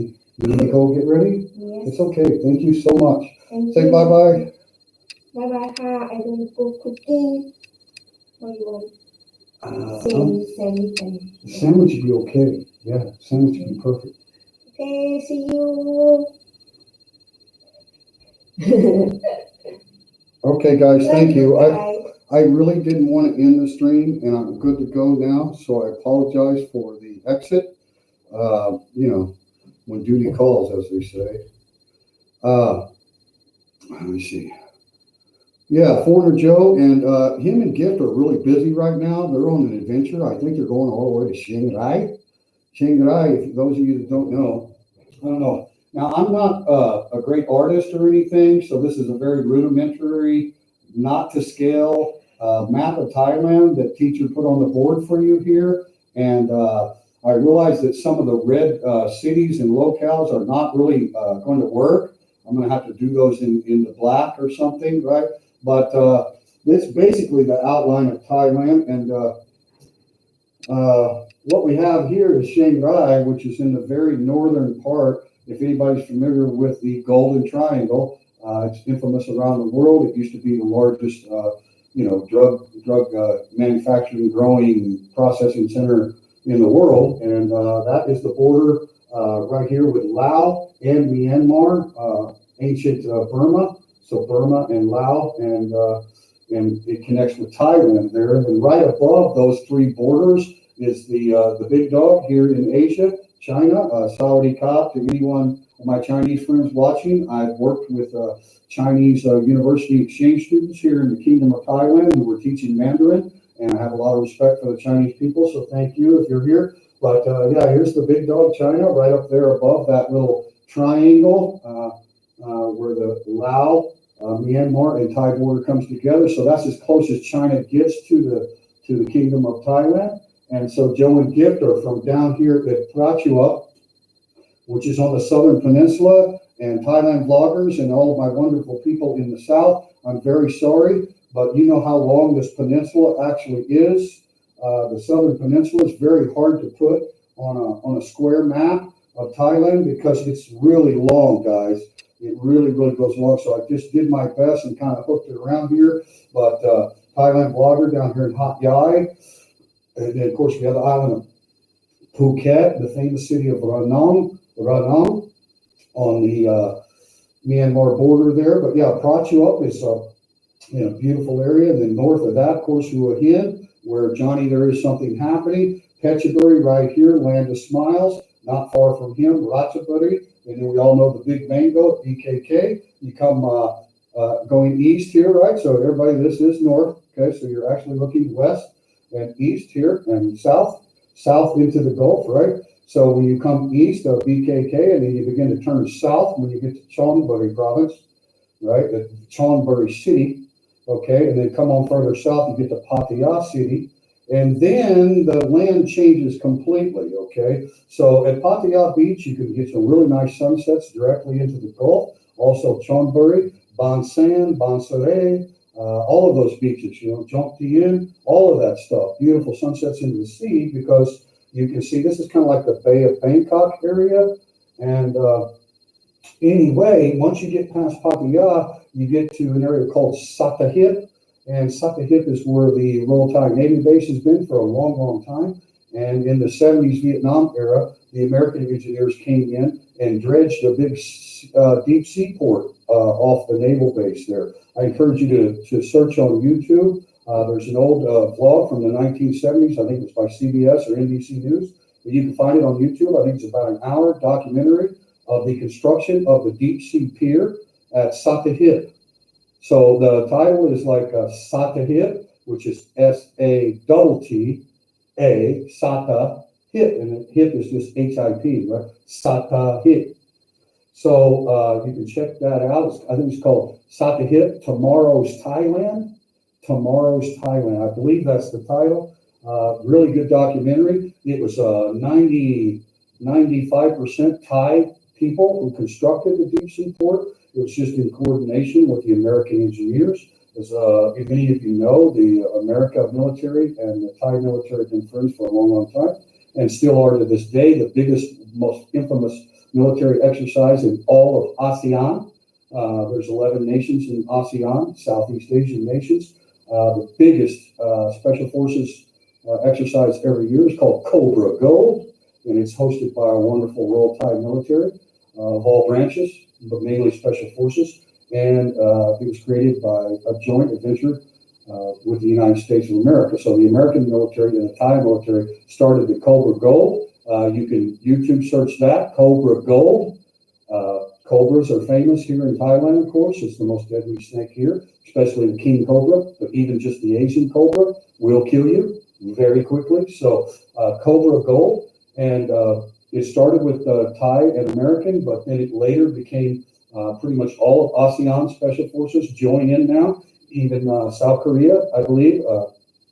I don't know if Japan's entered yet, but you can look up Cobra Gold. It's held in February every year. It's an annual event. It's a massive special training, special warfare operation with all of the heads of government, heads of states, and everything in the audience watching what those warriors can do. So that's some history of Sattahip. It's a beautiful mountainous area down here. Now, when you're on the actual Navy base, your Google map or nothing like that's going to work. It's a secured, active duty naval base.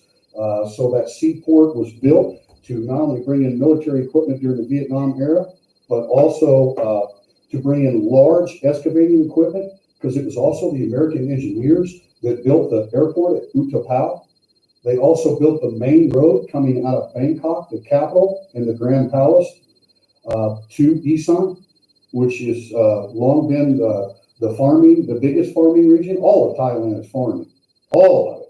But Isan is the big farming region in the northeast here.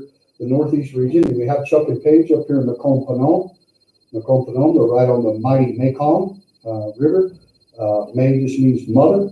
So it's the, you know, for Thai people, it's Mother River.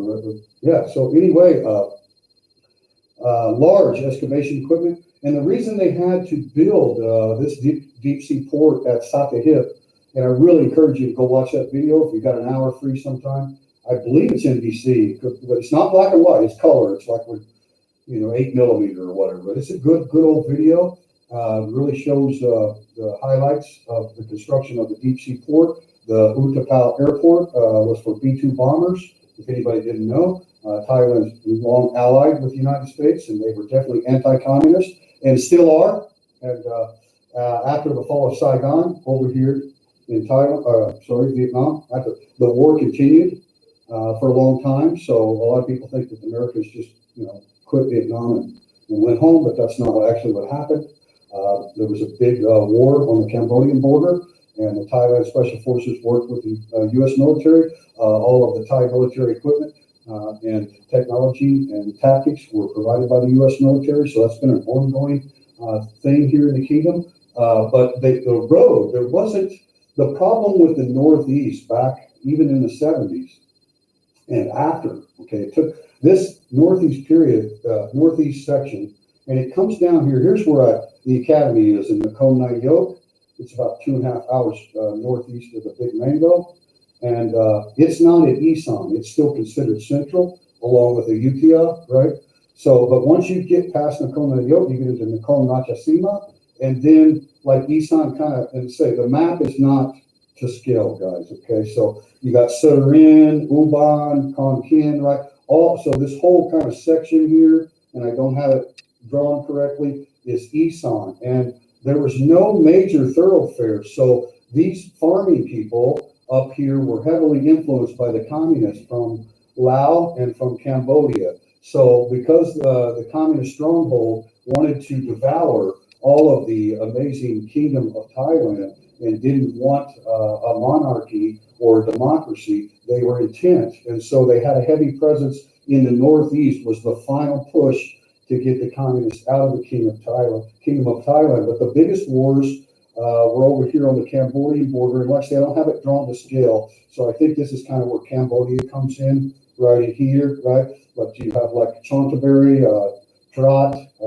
My cadets could tell you exactly where all the big battles were, but that was after the fall of Saigon. You had communists, you know, and of course this was the so this excavating equipment, it wasn't just about military. This was the best modern era at that time in the 70s for building major roads. And anybody that doesn't know, there's a hell of a lot of mountains and very dangerous terrain that had to be excavated in order to have that big major highway into the Isan region. And that is when the royal family and a lot of Bangkok influence was able to get in better communication with the farmers of Isan and educate them as to the ways of communism and that they were anti-monarchy. And so interesting story about that deep sea pier. So the only deep sea pier they had prior to this at Satahip was at Bangkok itself.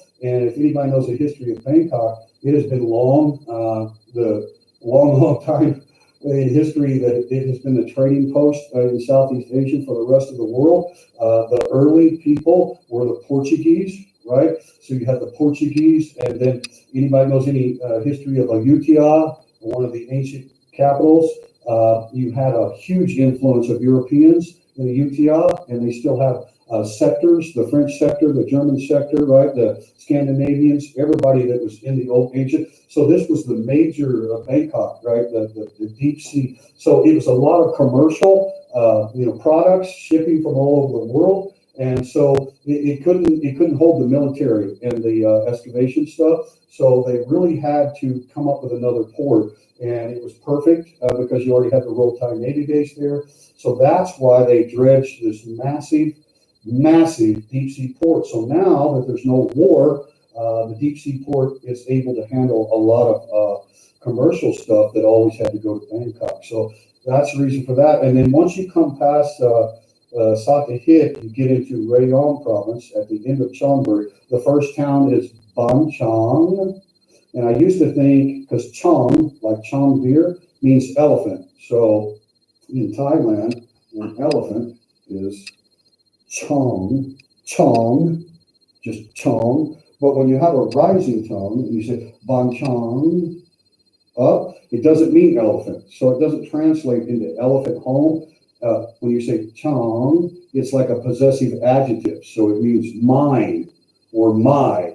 So basically, Bon just means home, and there's so many towns that are called Bon, right? It means home, but it also kind of represents like village.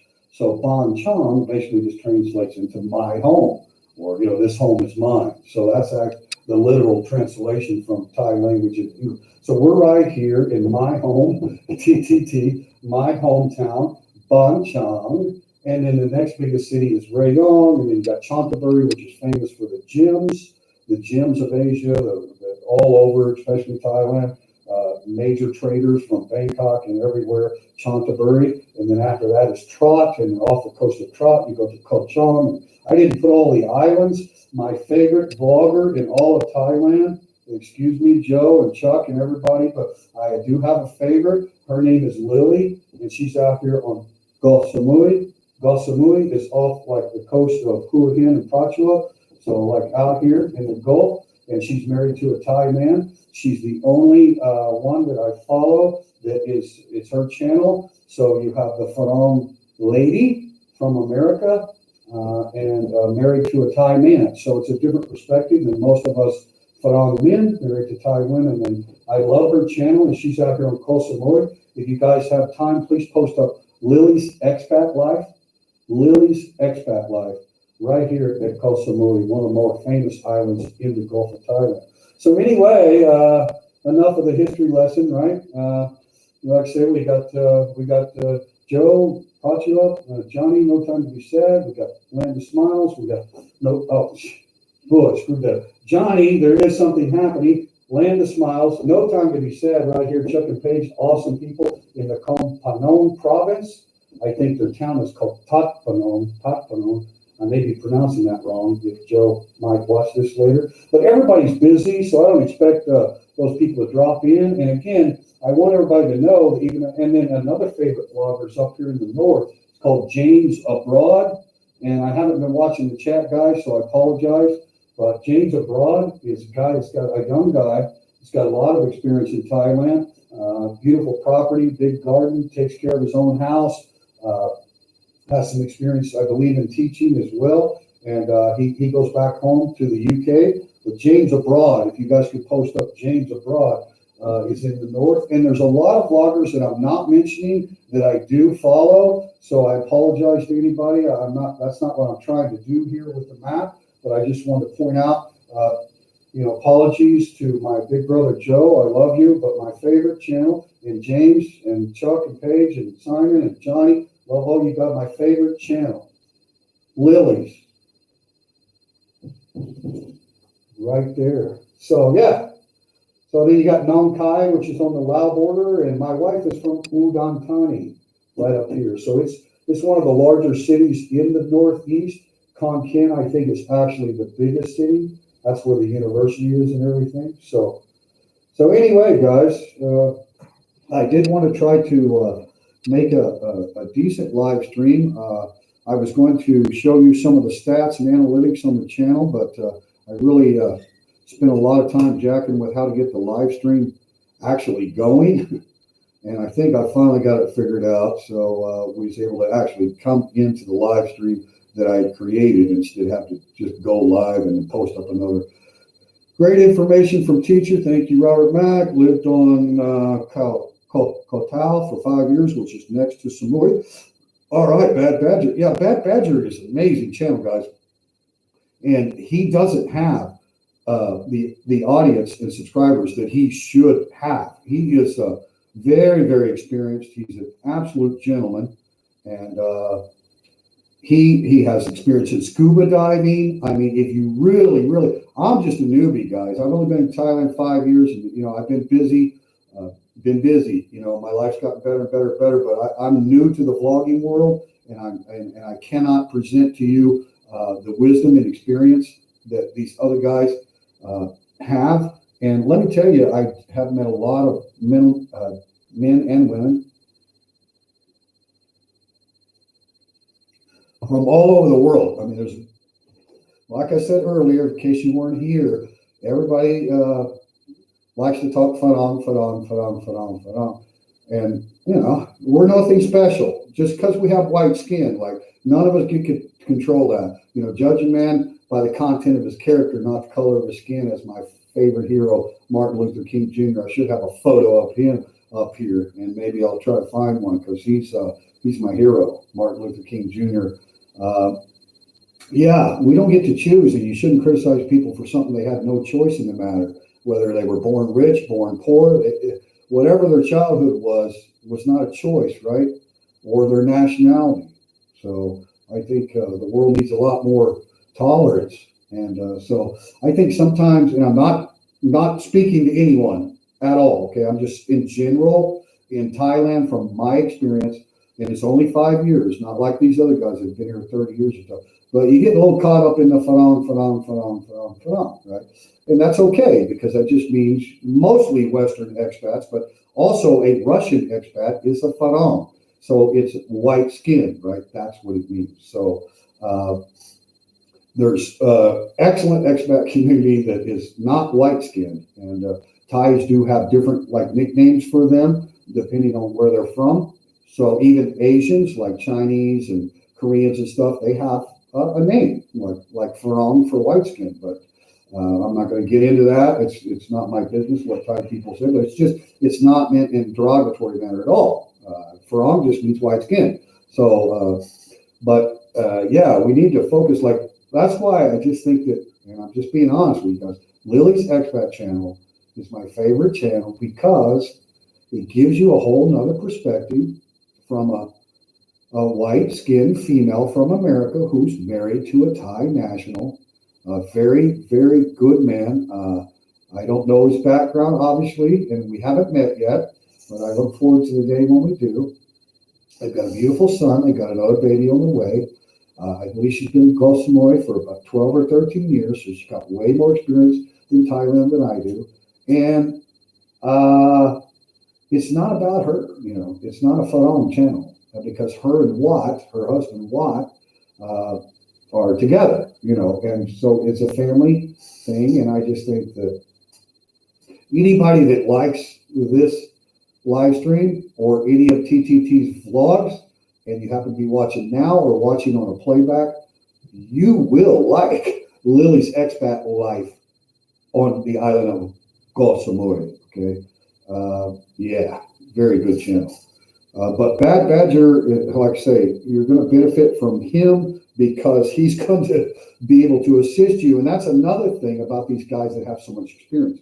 I can only give you so much, and my experience has only been 5 years, and I'm just a simple man. I just like mutual respect is my biggest thing. And so that's what I brought when I came here. But, you know, these other guys have got so much experience that they know where you go training for scuba diving. They know all of the islands that I haven't even been to. They know Danny Manning that was in earlier, an Englishman. He's traveled on bike all along the southern border of Malaysia. And, you know, that's a pretty hot zone down there. As a matter of fact, we have an actual war in Thailand. I work with the cadets all the time, and they give me details about what happens down there. So, you know, now it's not safe, but back when Danny went there, it was like before the troubles were very bad. And he's on a bicycle down in Patani and all those southern provinces on the Malay border. So all these guys, like Badger, and you know, if you're watching my channel and you're not subscribed to Bad Badger, you're missing out, okay? Because he knows a hell of a lot more than I do. Robert Mack in Asia's got a ton of experience in Vietnam and Thailand. So there's just so many guys. Chuck and Pei. Chuck's been here about the same as I have, 5 years, but Chuck, you know, has went to school, formal school for Thai language. He's really, really good at it. And so is James Abroad, by the way, up there in the old Lana Kingdom in the north. Thailand. He's very good, and he gives a little lesson. So is Chuck. Chuck gives you the word of the day, and I'm not a Thai language teacher, okay? And when you're teaching English as a second language here in Thailand, they don't want you to speak Thai in class, because if you do that, and the students know that you know any Thai, they're going to use it as a crutch. So they want immersed into the English language. So I did not develop, Thai language skills because I'm a teacher. That's not how it worked. I've learned more from my wife, obviously, than anybody else, because I ask her constantly, baby, how do you say, Thai? How do you say that in Thai? So, and my memory's not what it used to be because I'm so full of it now. My brain capacity is on overload. That's my excuse. Eddie Manning, very good resource indeed. Thank you guys for sharing stuff. Appreciate you, Eddie Manning. Yeah, he's absolutely awesome. At Thailand Bloggers, could you hear that? Right. Great resource. Thank you, Mr. Mitch. Bad Badger retired in Thailand now. He's awesome guy. Awesome. Bad Badger. I haven't had the pleasure of meeting Bad Badger, but his latest vlog was amazing. And he lives in a beautiful, beautiful part of Thailand. Badger, where are you? Anyway, I should know, but like I say, guys, I get confused. It's a big country, and it's not easy to pronounce the names to begin with when you don't know Thai. But it's a beautiful part of the country, and he was showing a new tiki bar that he just installed. And I'm like, oh my God, TTT at Tiki Bar, Bad Badger, sounds like paradise. My wife brought me a big old egg sandwich with cured ham. The cured ham I buy at the expat store, and the cheese is from Holland, and the big old fresh bread.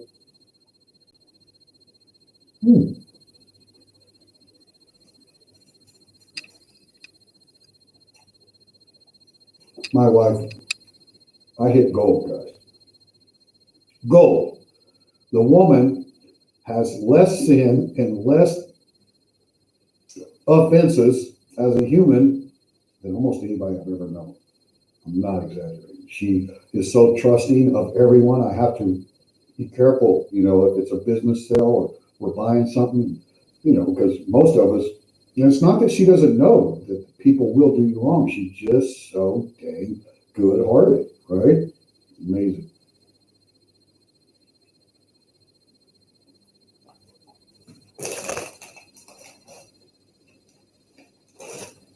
Sorry, guys. I had to get a bite in me anyway. It is great. It is great, Robert. Egg and bacon breakfast with champion. This isn't bacon, but guys, look at this ham. I buy this at the expat store. It's already cut thin.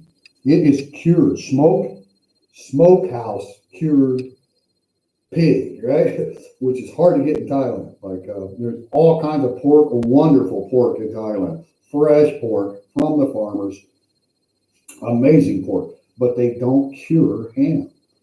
I don't know why. I've never seen like cured ham that's a Thailand product. The expat store is 100% imports, right? So you pay for it, but oh my.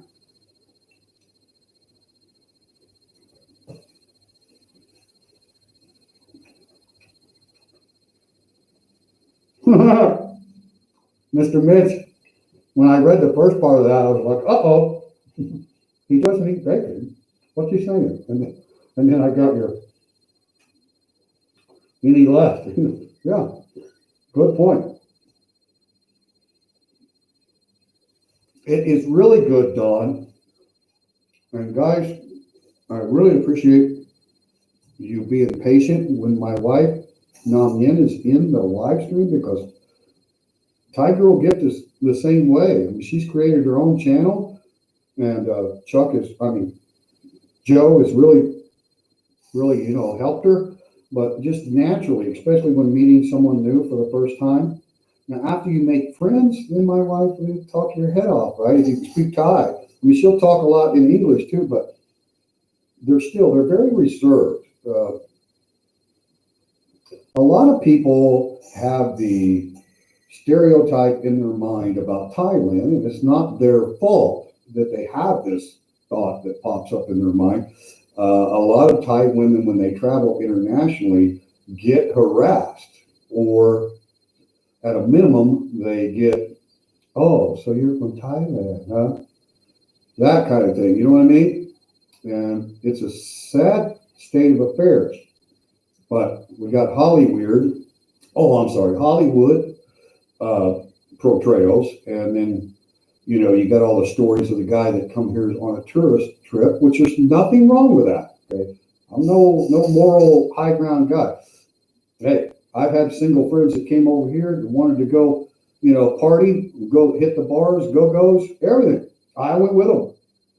I'm married, but I'll have a wonderful time. And to each their own. What people do in their private life is their business, whatever they want to do. So I'm not speaking like I'm against anything. I'm just saying that it's a shame that it's known for that, because, and it is. I mean, we all know, because of Hollywood, whatever it is. I keep forgetting where that place is at. There's just a lot of sensationalizing of the way things are here. But getting back to the point of Thai women like my wife, which I think are the most common by far, are very reserved, and it's a very conservative country. I've been to beaches that are exclusively for Thai people only. That's right, no nationalities. And some of these people whine and complain, oh, Thai people are racist. Oh, really? Because they want to have their own beach in their own country. They're racist. Okay, that's one way to look at it. It's not the way I look at it. Bangkok was the #1 visited city in the world in 2018. So there's a few people that come to Thailand. You know what I'm saying? It's kind of known to be a stop. So if Thai people want to have some beach that happens to be clear water and white sand for Thai people only, it's not racist or discriminatory. It's a protectionism. Thai people first, we might say. I mean, I just think that some people look at it the wrong way. But the point, when you go to a Thai beach, and the reason I got in is because I work for the government and I had my Thai wife with me. So even though I work for the government, if I just showed up alone, get out of here, right? They're not going to let me in. So you definitely have to have a Thai person with you to get in. And then either they need to work for the government or you need to have some kind of proof. And they took copies of photos of my work permit, my passport, everything that I brought with me. Had it all in a Ziploc baggie.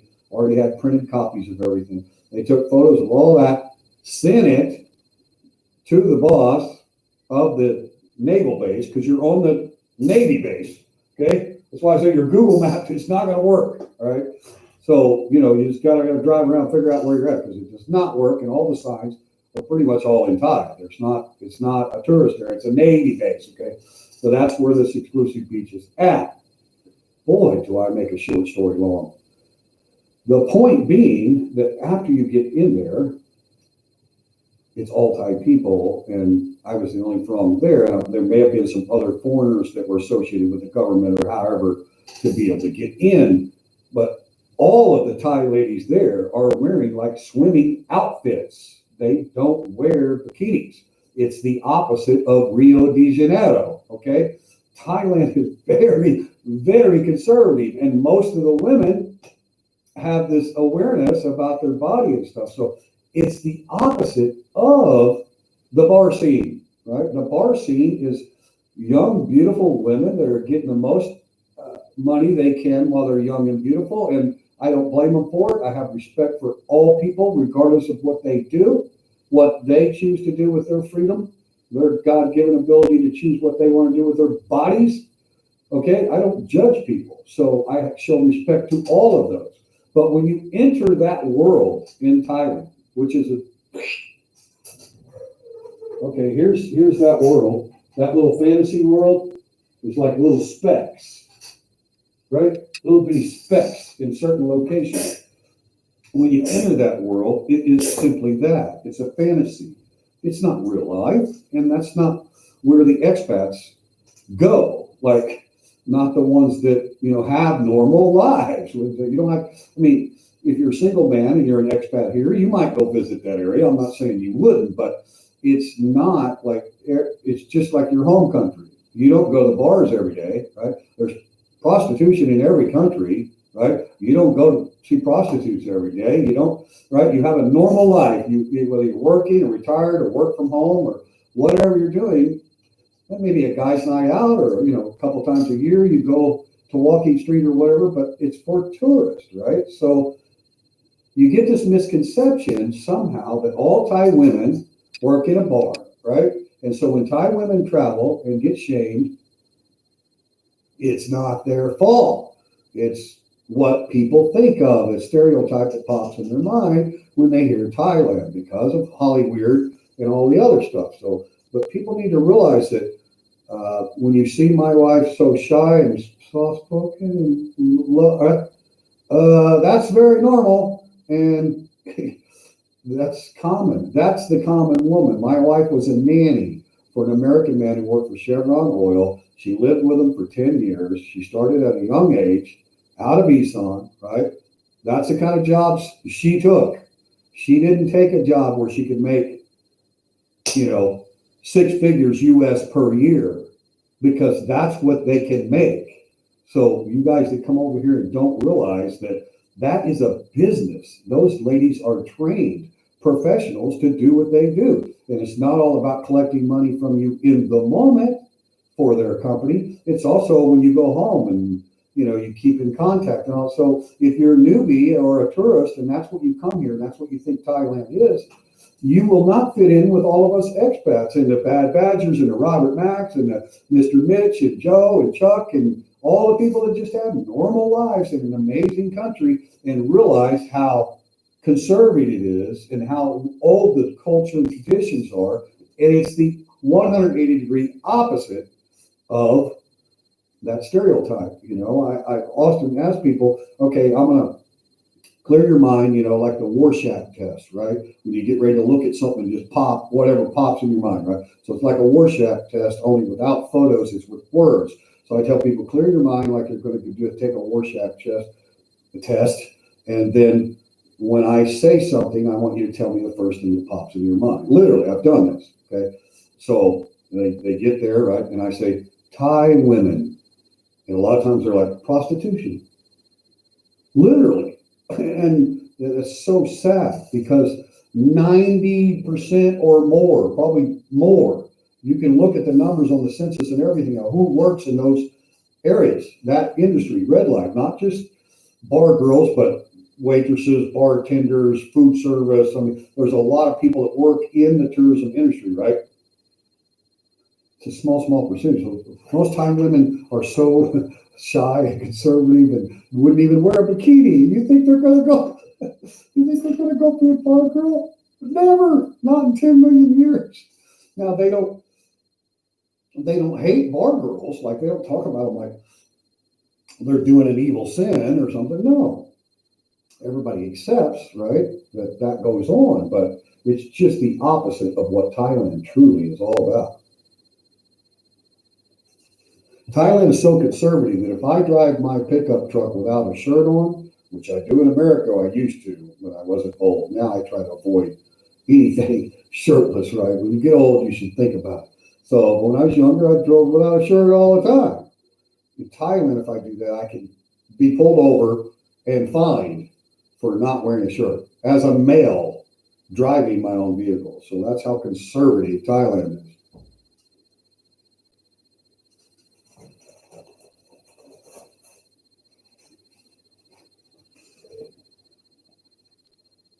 Roy Gold, that replication with the stereotype started with the Vietnam War in the 60s when the soldiers wanted to break from there. Very good point, Roy. I think it probably took a while for the stereotype to build up, but you're right.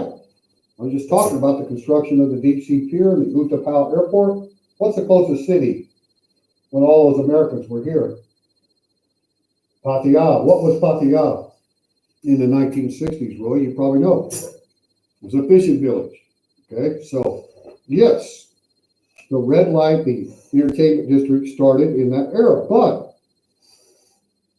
there's been a long tradition of prostitution. Let's just talk about it. Okay, it exists all over the world. The oldest trade in the world Uh, in Asia, if you've ever been to a Thai-style karaoke bar with no farang, then you'll know what I'm talking about.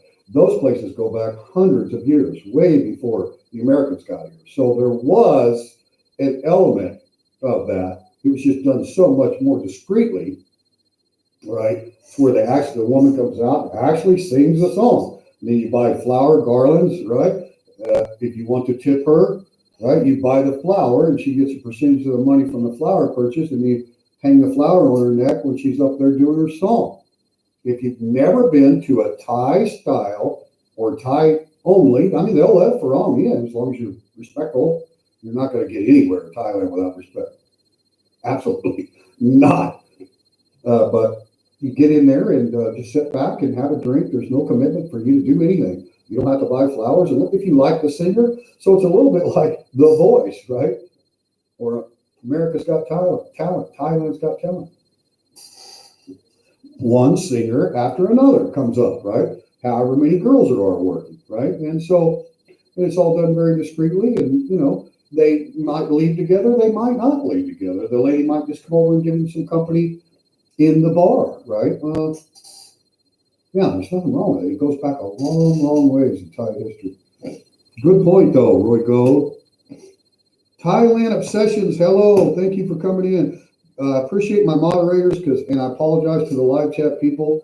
I've been rambling, and that's not my purpose, but I'm also eating and trying to explain a little bit about some things. I bought my Thai girlfriend that lives in a small farming village some sexy undergarments. It was a total waste of money. She exactly stuck in Florida. Thank you. Putting a nail on top of my point there. The reputation with the stereotype started in the okay, good. Eddie Manning. Sorry, Eddie, whatever you said, someone didn't like it.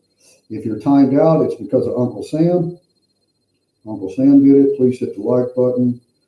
I think Soy Cowboy started with the, yeah, I did a whole video on that. If you haven't seen my Soy Cowboy video, you can go to my channel and look, and it's actually titled Soy Cowboy, or TTT at Soy Cowboy. Yeah, he was an African American man.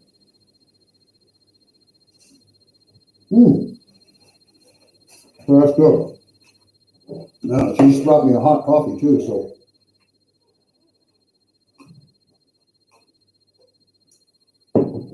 We're down to 14 in the chat, but that's okay, guys. I appreciate you sticking with me. We're already past hour 2. Teacher started ignoring the live chat and rambling about, hopefully not my opinion. And, you know, you friends of mine that you know I'm not going to flip out on you if you tell teacher to shut up or something, right? I mean, we're here for the viewers and the audience, so if I get to rambling too much, you know, I wish we had sound effects on the live chat, right? You can't hear anything. Like, that's why I don't get a lot of guys wear headphones, but unless they're doing something else where they're taking calls or something, I can't hear anything. It's mute. And apologies, guys, but I'm going to feed my habit after that sandwich. The channel's not really for children, but if there are children watching, never smoke. Don't ever smoke.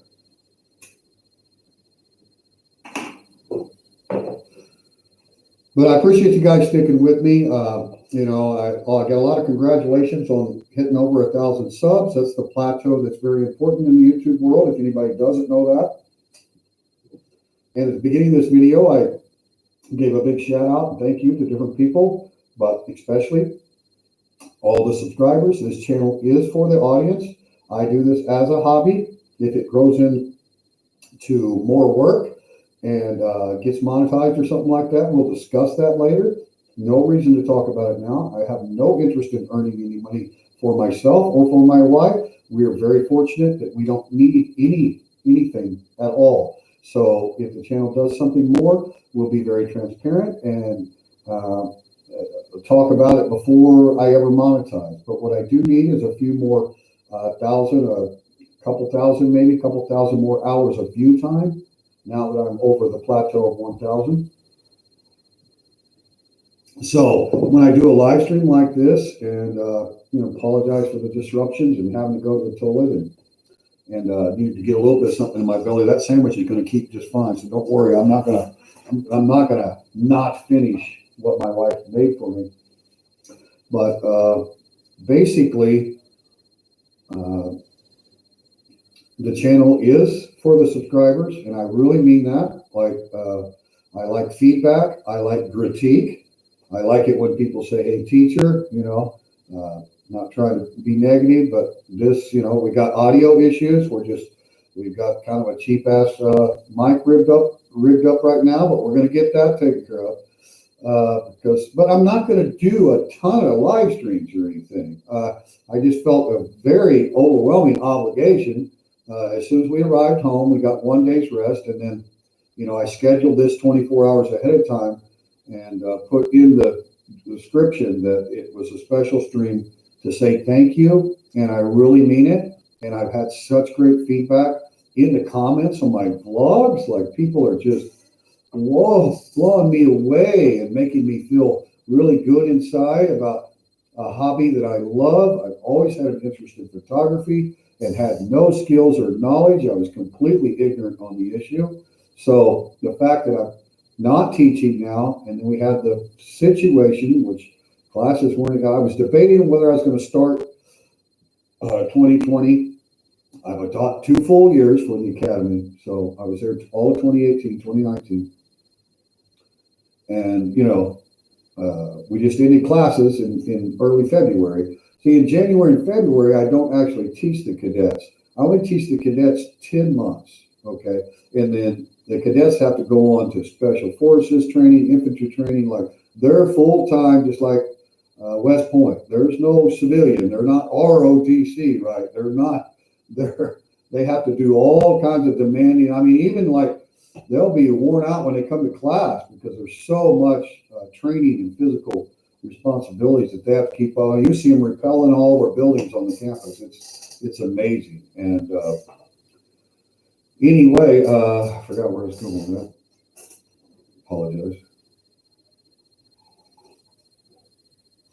Oh yeah, the 10-month thing. So 10 months of actual classes with cadets, and then 2 months, January and half of February, so say 6 weeks, I teach the actual officers that work at the academy, the instructors of the chemistry department, the engineering department, all the different departments. Yeah, you name it. Computer science, they're all engineering degrees, and there's I think there is one BA. Yeah, there's one arts degree. It's in social science. The rest of them are all engineer related or skill related that way, but they do have the social. Anyway, so when I'm teaching these officers, it's only 2 days a week, and so January, February, I only work like maybe 8 hours a month, and then it's a total of 6 weeks. So it's about a 10 or 12-hour course, let's say, for the other. And all they're doing, like they have to test before they come to my class, and if they don't test, above 60-something% at least, then they're not eligible for the speaking course. But I get to, you're talking senior officers and everything. So I've made a lot of very good friends, and I was a non-commissioned officer in the military. So I'm the guy that's supposed to be saluting them first every time. And now here they are, my students. So it's funny how life can spontaneously change. And when I was a 17-year-old kid in the United States Army, I would have never dreamed that I'm going to be working at the equivalent to the West Point Academy in Thailand, teaching commissioned officers. I've had the dean of the academy in my classroom several times. I've had South Korean media. I've had Japanese media. I've had Indonesian media. We have cadets that come from all over the world, and it's always my elective English course, the full 3-credit course, the main class of the department. That's my class, and that's where we host all of the arriving cadets from around the world. We have the Americans, ROTC, in for a month this year. We have 2 groups of 50. We have 50 ROTC, for 2 weeks, and then when they were finishing up their exit, the second group came in. So it was a lot of work, and we hosted them, and it was wonderful. And there's some videos in my playlist. I don't have much playlist. Like if you want to see all my videos, you go to my home page, you just click the videos tab, and then you can scroll all the way through, right? All the way back to when I started the channel maybe 11, 12 months ago in the Conayoke. So there's tons of videos driving around the Conayoke, the beautiful mountains, the waterfalls. I don't think I got a lot of good quality vlogs or anything, though. It's just old shit, like where I was showing my family the area. So I wasn't really vlogging. I had a YouTube channel, but I wasn't really vlogging. So, but in my playlist, there's a title CRMA, and that's just Royal Military Academy, right? RMA, Royal Military Academy. That's what it's called. It's not called the Army Academy, even though it is 100% Army and it's 100% male, because the academy was started like in 1840 something, and it's always been exclusionary to females. There are female officers that work there in the English department as, instructors, military full-blown instructors of the English language, have master's degrees in English, but they are, they got their commission by private universities or whatever. So anyway, the military academies are male here in Thailand. Anyway, the commander of the dean of the school at CRMA, and you can see that playlist. There's actually some video clips inside the classroom. There's not a lot, and there's a little bit of some group presentations that some of the commissioned officers were actually doing, and that's when the cadets are on military training, but I still work another 6 weeks, a short little bit of work, not a lot of work, but I arrive and we have a 2-hour class and I leave, right? So it's not like it's a big thing, but I've made a lot of friends that way that are already officers. And final point, God, Thomas, so much rambling.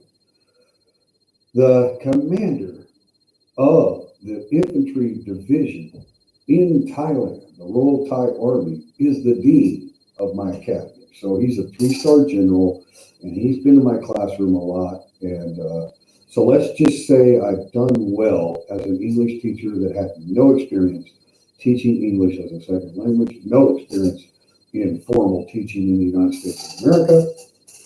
I'm a construction guy, contractor guy, builder, architect, design world, $1 million homeowners and, big time builders and interior decorators and architects and OSHA, and, all that stuff. Yeah, that was my gig, but business management. But I was asked by a friend of a friend if I'd be interested in teaching English. I've been here approximately 5 or 6 months. I arrived with no visa, only an American passport. They stamped it for a free 30-day, what they call an exemption stamp. It's not a visa. It's just a stamp that says you don't need a visa and you can stay for 30 days. And that was in October 2015. And back then, if you knew somebody and had some Thai connection, you could extend that twice. Now I think they're pretty strict about you only getting one. So you have to pay 1,900 baht, around $60 to get an additional 30 days. You have to state why you want to stay in the kingdom another 30 days, in addition to the free exit 30 days that they gave you on arrival, right? And I think that's true for pretty much all nationalities. That's what they get. There's different rules for different countries. I'm not going to get into that, but just say visa exempt stamp. There's no visa, or some people say a visa on arrival, but technically you're exempt from having a visa. But back then, I could extend it twice, and the second time I was already married, so I had a really good reason to get the third, right? So I got full 90 days. Because I arrived in October and got married in mid-December, okay? So then, after I got the final extension, before it expired, we took a trip up there to Nong Khai, as far north as you can get in Isan. We crossed the border into Laos in a town called, it's weird, it's a French name, and I think the French would have called it Vientiane. Vientiane. Thai people call it Vientiane. Vientiane. It starts with a V, but Thai people don't have the letter V in their language. So that's why they say we and John. But the French, I think, would have said Vientiane. Most Faroms say Vientan or something like that. It's the biggest city right there in Laos. But so then once I got that, then I re-entered the kingdom, right? I'm married. I've got a marriage non-O visa. It was, I think, the same fee, 1,900 baht. Like that's pretty much like the standard rate, whether you're extending or getting a visa or whatever. That's 1,900 baht. The extension every year, 1,900 baht. So I think that's been a set price for a while. But anyway, then coming back in, and then when before that 90 day, because it's 90 days, the one you get, you cannot get it in Thailand. You have to be outside the country unless you already have a tourist visa or some other. Then you can do a change status. But if you want, I'm talking, you arrived with the exempt stamp. You didn't get a visa before you came. So you have to leave the country, go to the embassy or consulate, show the proper documents. I had the marriage license and everything. So I proved I was married to a Thai national. 1,900 baht later, and 2 days later, I pick up my passport, and there it is, come back, and I've extended that same visa every year. So that's my story, and I had no idea I was ever going to get involved in English teaching, but I only had Social Security Disability, which no, it's not SSDI.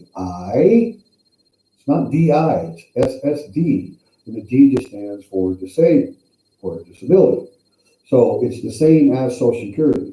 I was able to draw my Social Security early because I've been deemed by the federal government through a court hearing to be disabled and eligible to draw my Social Security early. I have no restrictions from living abroad.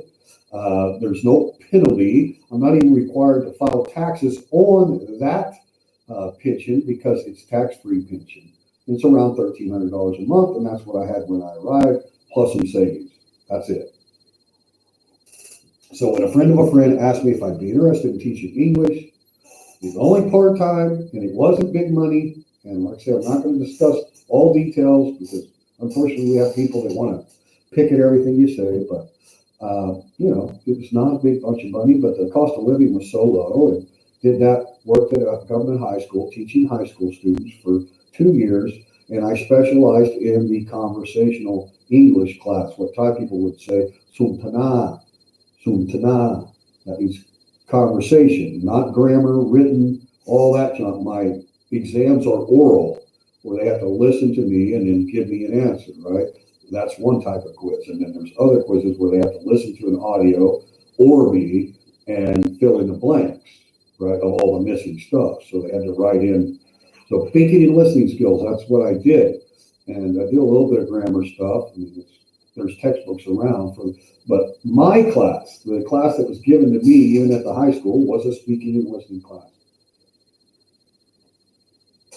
So after 2 years experience teaching at a high school, and I did get a TEFL, by the way, I got a TEFL, Teach English Foreign Language Certificate. They also call it TESOL, TESOL.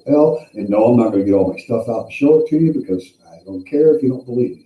The people that follow me and support the channel, the reason the channel was created for the audience and the good high quality people, they don't care, okay, because they know that I'm not making up a bunch of stories. But I'm not going to pull all my stuff out and show all you people that question everything that I talk about. Do whatever you want, but I'm just telling you my experience. I'm not giving you an opinion. So anyway, I got the TEFL. I got the job. I went up and interviewed for the job. 2 years of high school. Then a friend of mine that I had met in Bangkok, who's retired Marine from the Vietnam era, so he's in his 70s now. Really good guy. Shout out to you if you're watching. Not going to say his name. Really good guy. Sent me an email and he's like, hey, I know you've been teaching. A friend of mine that used to work for the Army says there's a job position in Nakhon Nayok and wanted me to try to find somebody for the Army. He's like, yeah, it's the academy. I'm like, oh, university level? He's like, yeah. He gave me the guy that sent him the email, right? Gave me his address. I emailed him. He set up an interview, and I had to do a mock class in front of the high brass officers and some fifth-year cadets, the graduating, because it's a 5-year school, 5 year university. So the 5th-year cadets were my class, and I had all the pressure of the high brass watching me. This was I did the interview first, and then I had to do the mock class. And that experience that I had in high school just paid off. And of course, I communicated a lot with the guy that knew about the job, that I got the email from my friend. We communicated. He gave me a heads up of how the Army operates in Thailand. I had no idea how it works. And so I was able to get that job. And then we had the situation before classes started back this year in 2020. And I have a guy that was really eager to go to work there. They kind of asked me to find teachers. Don't shoot the messenger, guys, on this one, okay? I'm the messenger. The Army Academy only wants North American instructors. So, United States or Canada, right? That's all they want for their native English speakers. So don't beat the messenger, because I love my UK, my Aussies, all my English speakers.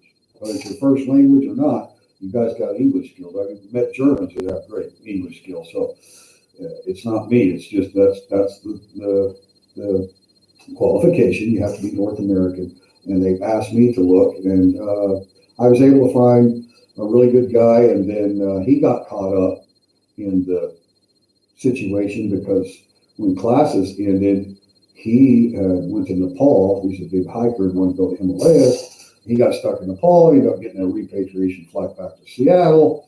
Now he's back in Seattle, so he may be watching too. Couldn't talk to you. Going to the post office 2 days. So anyway,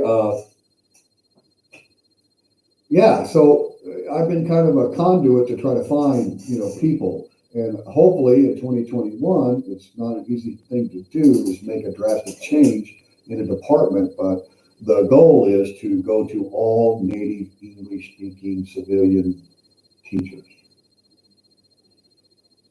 in the English department.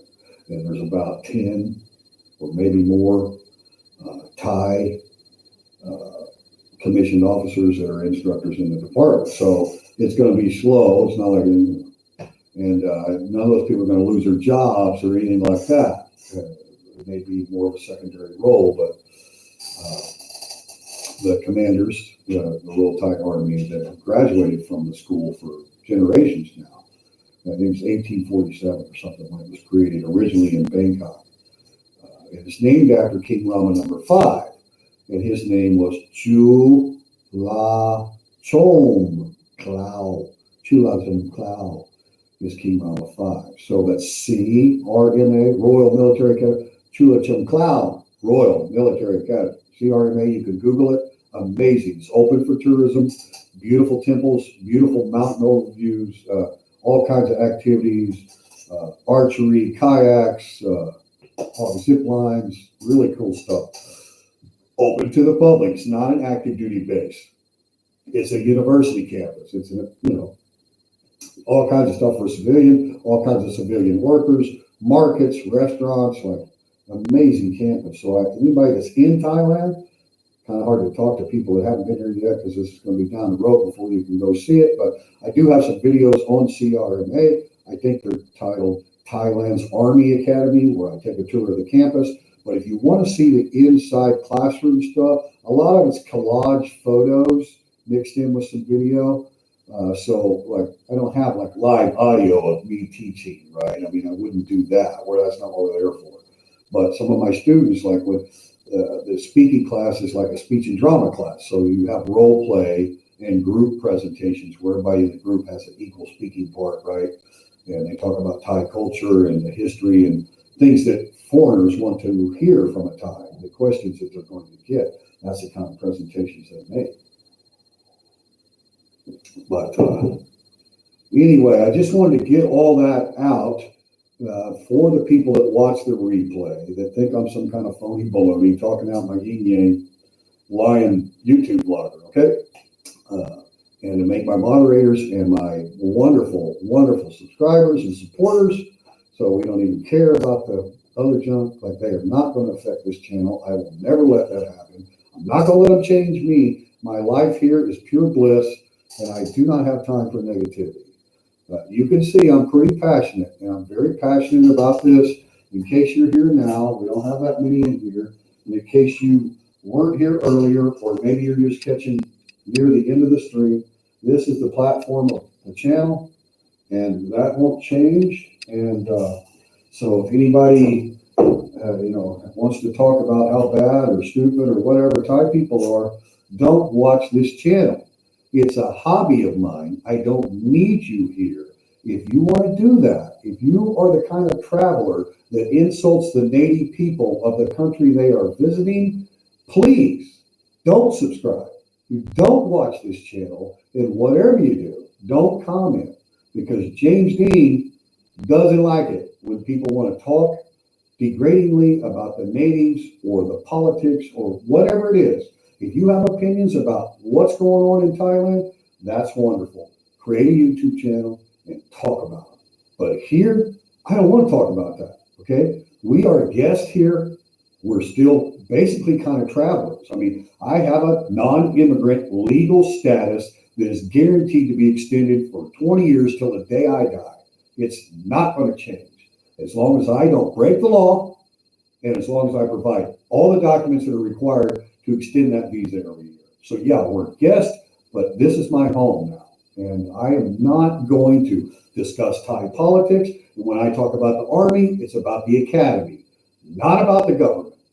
We are guests here. That is not our specialty. We do not understand Thai language fluently to get accurate news and all the complexities of what happens in this kingdom. And I don't want to hear. So I'm just being blunt and honest. I have people that have left fantastic comments. You can go look at all the comments on my recent vlogs since I hit the 1,000 plateau, thanks to great people, not because of me, but thanks to them. And read. That's what we want.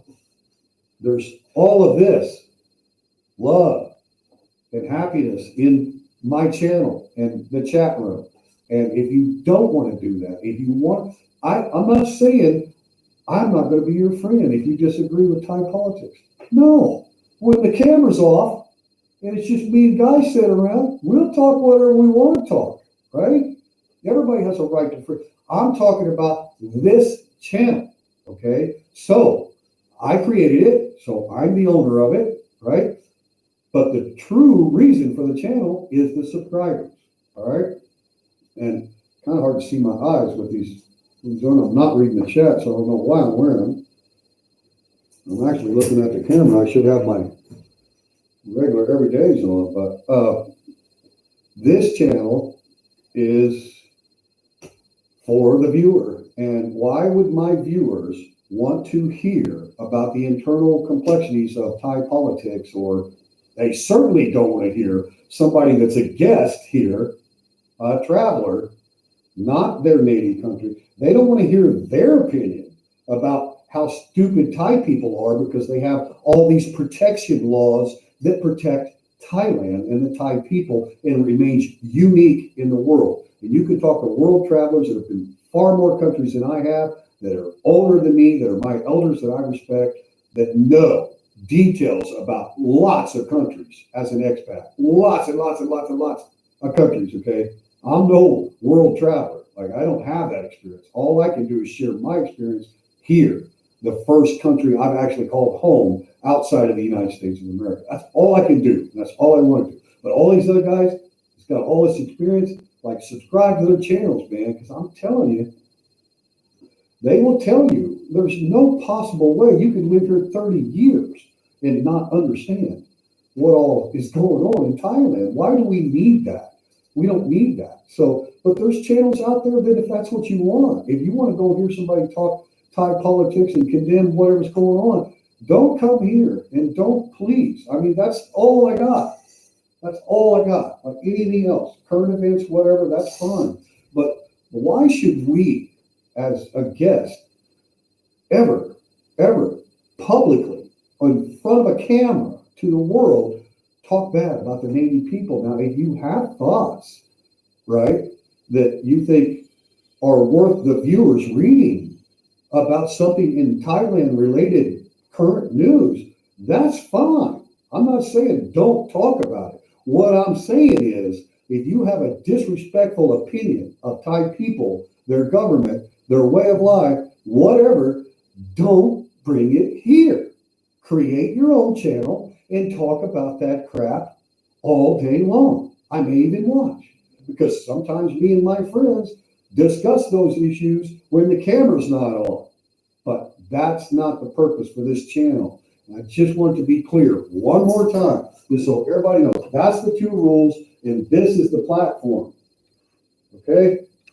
That's the platform. So if you don't violate these two rules or not understand where I'm coming from, then why would you want to watch? Why would you want to subscribe?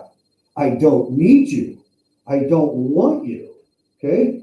That's not the same as people that want to comment. Hey, teach Thomas, I think that Thailand should build a new bridge over here in my area. That's great. That's current events. But why, as foreigners, would we jump in the middle of their stuff that we don't know and then create a channel to tell people how much we don't know about something we think we know about? I mean, I don't know. To each their own. I'm not criticizing anybody, but just go create your own channel. Like, please. That's not what I want here. We've got to keep it positive.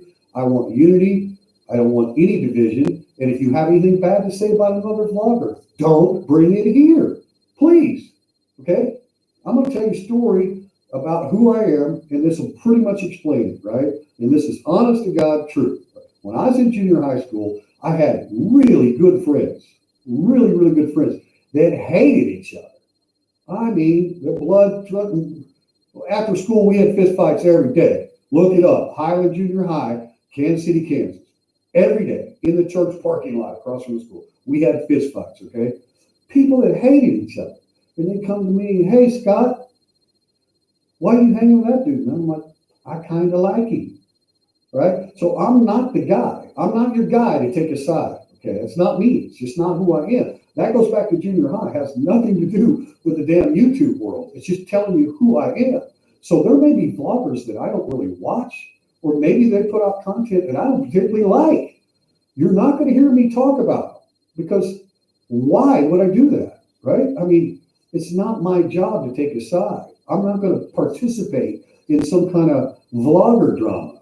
I respect the people that I know. I consume a lot of YouTube channels myself, and some I like, some I don't like, but that's what we do. We choose what we want to do with our channels. This is my home. This is my wife's home. And, I'm inviting you here. So if you want to come here, and even some of my followers, maybe you subscribed early on. If you didn't know this about me, because I've made mistakes on live streams before already, because I'm brand new to this, but I needed to get the hang of this live stream and quit talking like I'm talking with the guys. There's a camera on, and it's open to the world. And I'm not being fake. I'm just avoiding the talk that is off camera, the personal stuff of how I feel or my opinion on this, that, and the other. So again, it's not a restriction to current events. Somebody wants to talk about a current event and say, man, what TTT, what do you think about, what's going on in Seattle, stuff like that. To me, that's not politics. That's current events. Or even in Thailand, hey, what do you think about when's that high-speed rail going to be finished? Or have you heard about what's going on in Chanthaburi? Or did you hear about the temple renovation in Nakhon Pathom? Huh? I mean, those are current events in Thailand. So it doesn't have to be political or religious. And I've got people on both sides of the aisle. So I kind of opened with that spew, and I just wanted to make sure that I got it in now.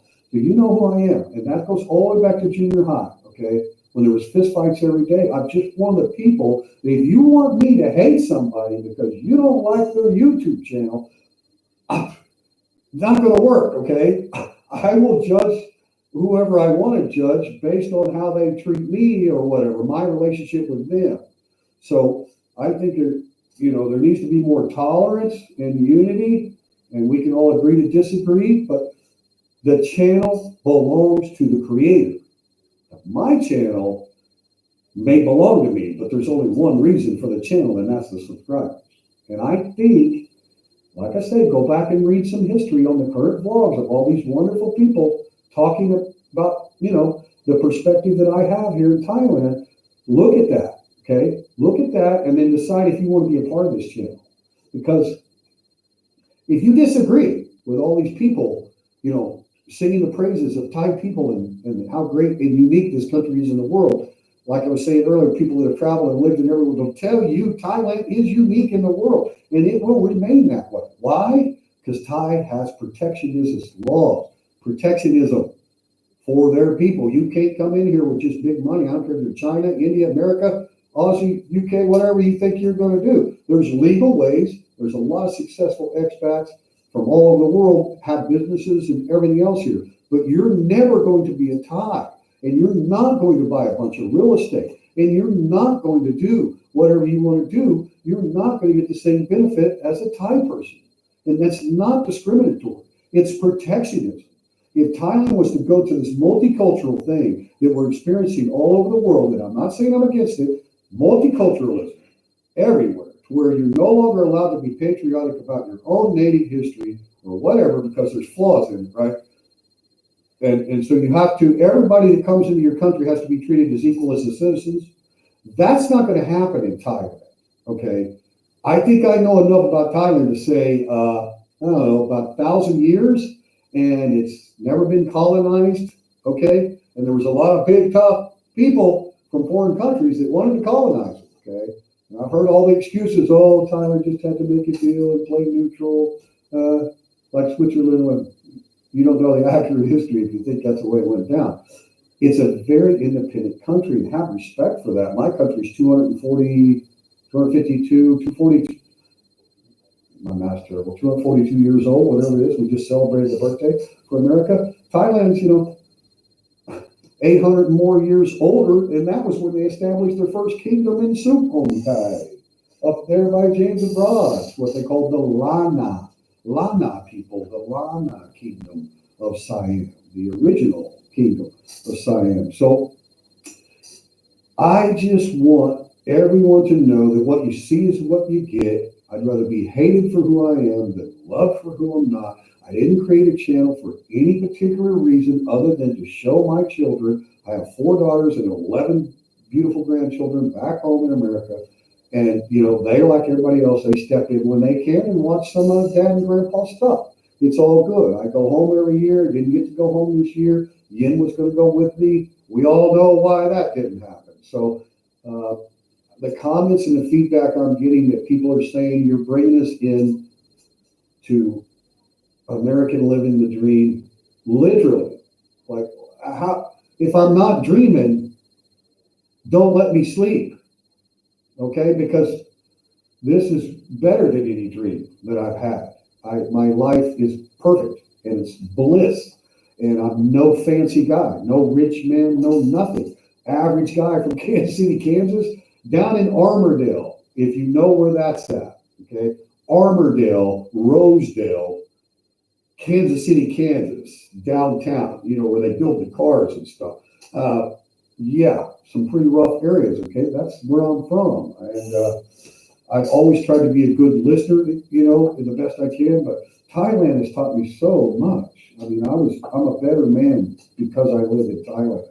And it took a long time. Like the first couple of years, I didn't realize that I needed to let go of my preconceptions of the way things ought to be. Like you have expectations that your day's going to go A, B, C, D, E, F, G, right? That's what we come from. We come from the Western world where we're planners, we're schedulers, we're all that. That's not how it's done here in any capacity that I'm aware of. Professional, leisure, or otherwise, it's not done that way. So when you travel Thailand, it's easy to get frustrated as a new person with no experience here because you're like, my God, can't speak the English. These bus stations are complicated. It's all, 60 people a day die in traffic accidents. It's Bangkok City, 12 million people. It's so it's quite a shock, quite a culture shock. But when I began to realize that the reason I was getting so aggravated and upset, and my biggest flaw in life always has been my temper. I got it from my dad. It's very, very short, way shorter than it should be by far. Like my dad was a violent man, okay? And I've had to work on that demon, right? And I'm still not good at it, but it's a lot longer fuse now anyway, because Thailand, I mean, at first I'm frustrated. Oh my God, I don't understand this visa paperwork and blah, blah, blah, blah. It's all a mess, right? Right. And now I got this thing, right? You see that?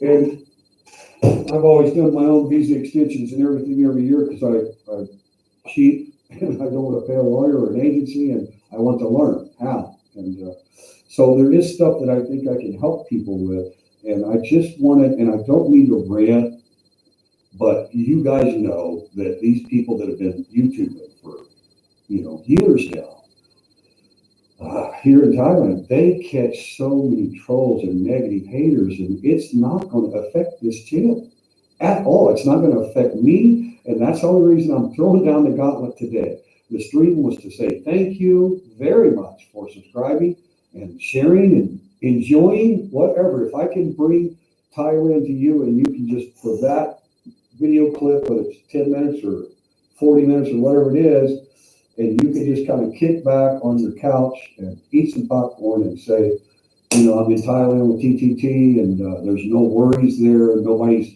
stressed out about anything. Nobody's panicked. It's so much different than where I am right now. I want to escape. And if I can do that, and that's the kind of feedback I've been getting, then, I'm doing my job. But as far as the channel, it's a hobby, and it always will be a hobby. I could shut it down if I felt like it was, but we're not going to let any of the famous vloggers, and I have so much respect. I love all these vloggers in Thailand. Like, I know some of them don't like each other, but I love them all. Like, good, bad, or indifferent, it's just kind of how I am, right? And you see, I'm going to let people post up other vloggers on my live streams. I'm happy to do it. There's guys like Bad Badger, like I said, that have a wealth of knowledge. I can't wait to meet him and sit down and, you almost would have your notepad out. So this place is like this, and you go here, and if you really want a really good time, you go, and over here you can take like these guys have been here for, and so go back to that Vietnam era that was brought up earlier. There's been, even though it wasn't colonized, there's been Pharam here in Thailand since the 60s in large number. You're not visiting a village in Thailand that's never seen Pharam before. And some guys think they are. You're not. Like, there's people that have been here for a long, long time that have families and mixed families with Westerners and Thai. It's been going on a long time, okay? If you were born before the 60s, then okay, it's been going on for your lifetime. Pharam in Thailand. If you were born after the 60s and you think somehow when you travel around that people have never seen Pharam before, you need to study your history, because it's just not true, right? Now, there are areas where there's no Pharam living there. Doesn't mean they haven't seen one. Right? So, but I will never make the channel about some vlogger that maybe I don't associate with on my channel, but somebody else tell me, hey, I don't like that guy. Can you bring him up? No. Why would I bring up anything that causes this, right? I don't want that. And I think my viewers deserve that. And I think they need to know that whatever happens, this is my pledge, if it's not positive, the channel goes away, because it's a hobby and that's it. So if it's not positive, it goes away. I don't know what the future is, and it may change me, but usually I just block them. And if somebody can express themselves and opine good critique with some pretty heavy criticism about my vlog or my channel or myself, or not my wife, don't do that. But if you want to critique the hell out, I'll pin your comment, I'll put it at the top and with my response, because I'm not a know-it-all, and I definitely don't know this much about Thailand compared to all these other guys, okay? Eddie and Bad Badger and, Robert Mack and all these other vloggers. I mean, Simon's been here, I don't know how long, I just met him. He was a gentleman to me. But I don't know him. We're not friends. I don't know Simon. I just stayed tonight, right?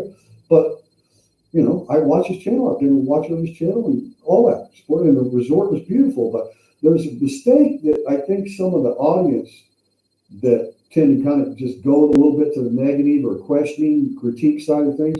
They always think that because we're vloggers, that somehow that makes us all like family or friends, and that's just not true. I can totally disagree with a vlogger's content and still watch him or not talk bad about him. I'm not in the business of talking bad about people. Why would I do that? So it's not like the meeting, the 4th of July at Joe and Giz's place was not about vloggers. You guys saw a fraction, little glimpse of the 3 days, right? I mean, that was about making real friends, separate and apart from the YouTube world, right? So there is that happens, and I'm very honored that I could be there for that, because Chuck and Paige and Joe and Gibb, we are friends now, okay? It's not about, oh, that's a channel I watch, right? It's separate and apart from that. So you need to know that. So that's why I threw out the subject of the guy that name to come up earlier. If you talk bad about Joe or Gibb or Chuck or Paige or any of Chuck's family, don't watch this channel. Unsubscribe now. I don't want you here, right? Those are my friends. Now, there's other channels that, I haven't met them yet, but there's people like Bad Badger who I haven't met, James Abroad who I haven't met, Lily who I haven't met, but we can all tell when we watch a person that's willing to put themselves on the camera to the world, right? You can kind of get a glimpse if they're genuine or not. You watch Lily's expat channel, you tell me what you think. I think you'll think the same way James Abroad, Bad Badger, Robert Mack, so many good people here, right? So, but it's separate and apart. So, there's nothing wrong with a comment like, hey, Teacher Thomas, what do you think of so-and-so's channel? I'll be honest with you, I've never seen that channel before, but like, I'm not in the business of doing a lot of live streams. And when I'm here, I want to get information out, especially for the playback, which will get a lot more viewers so they can really kind of get a feel for the channel of its new plateau here at 1,000 subscribers and where it may go and what causes it might be able to assist with. So I wanted to get this info out, and I apologize for rambling, but my monitors are handling the conversation here. And I apologize if you've asked me a direct question during this whole period since my wife kind of stepped away, but I think it's important for everyone viewing or that views it later to understand, do I want to subscribe to this guy? Like, I don't know about this channel, right? That's why I say go back and read all the comments that I've allowed to remain, because there's a lot of comments that were not allowed to remain. There were some people that got the James Dean right off the bat, right? And everybody knows what I'm talking about. They got the James Dean with their comment on a vlog, and they're gone, and they're not going to comment again on my channel. I can't keep them from watching my channel and giving the thumbs down, right? I can't, whatever, it's up to them. But I'm not here to talk bad about them personally. I'm just saying I will not let it affect this channel. I'm just making that promise to all you wonderful, wonderful people from all over the world, Irish, American, Canadian, Aussie, everybody, Thai people, everybody making comments about teacher, very good vlog, I like your style. You positive people that make me feel good, I want to make you feel good, and we're not going to let interference. And it doesn't matter, like even if it's a big vlogger here in Thailand, if they disagree with me and they say, well, I was hoping X, Y, Z, they don't have to watch either, and we don't have to be friends either. It's not like, I need to be friends with everybody. I can respect people's content and their opinion and they're a vlogger, but I just don't want to, we don't need to talk about names here other than, like I say, my moderators know who I like, who I endorse, who I'm willing to completely associate with. I've even got them on my favorites list. When you go to my homepage on YouTube at Teacher Thomas Thailand, you'll see my favorites list, okay? So they know automatically that I want to help them. I want other people to discover their channels because I love their content, and you will too, right? But anybody else that maybe you think I don't like, let's talk about them. No, I don't want to talk about things we don't like. So enough. Jeez, teacher. Okay, catch up a little bit. No picture. What? No picture. Is there I don't know. I've never belonged to any groups. I've always been a solo rider on the motorcycle. I mean, I'll ride with groups like charity groups and different solo riders who get together and do some kind of poker run. But I've never rode with or been affiliated with any biker groups. Peace and love, Don. Thank you very much. I'm back. Thanks, Robert. Teacher's been rambling. See if I can go back to it. Let me put my other glasses on. Isn't it terrible getting old? Like, I used to have perfect vision for reading. Now I have to have a separate pair of glasses for reading. And they're like binoculars, so I look like bubbles. Something's pucky. I said pucky. Something's pucky. Bubbles. Who doesn't like bubbles? If you don't like bubbles, you probably won't like my channel. Okay, guys. Appreciate it. Let me back up a little bit. Stuck in Florida. Hello, TTT. Gianna. Monpin. No, it's Thai. It's Thai. It's so it'd be Jinnah Monpin. Thank you for coming. Yeah, thanks, Danny Manning. Okay. Well, I think I got everything out there that I needed to say. Everybody still hearing me okay? Robert Macri still in the house. We still got 12 people in the chat. We got 51 thumbs ups, guys. Thanks a lot. I apologize for totally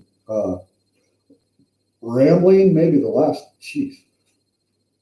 20 minutes or so. I don't know how long that was, but I apologize for that. But I felt like it needed to be said. And like I said, the purpose for the stream today was nothing but thank you to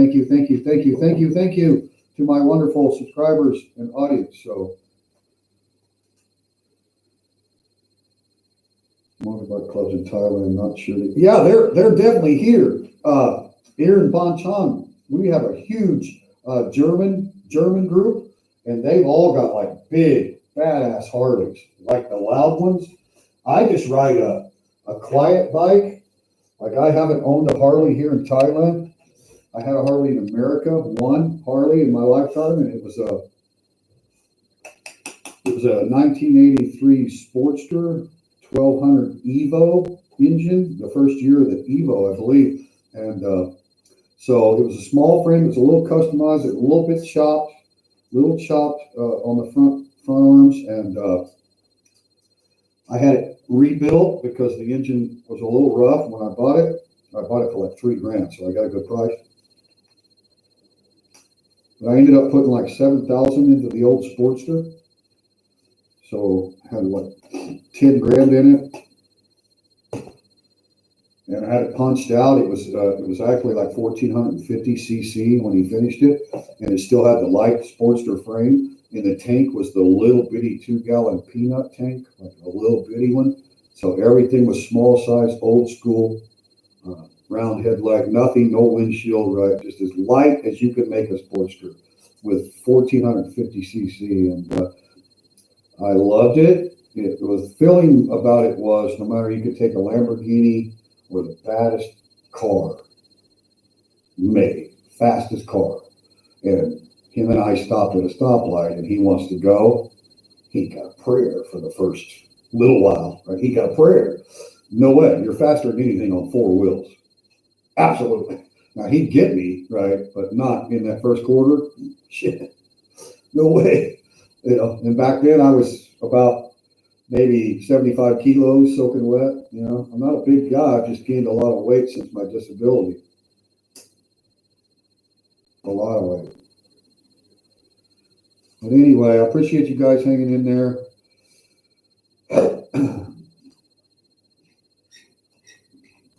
Updated on this chat.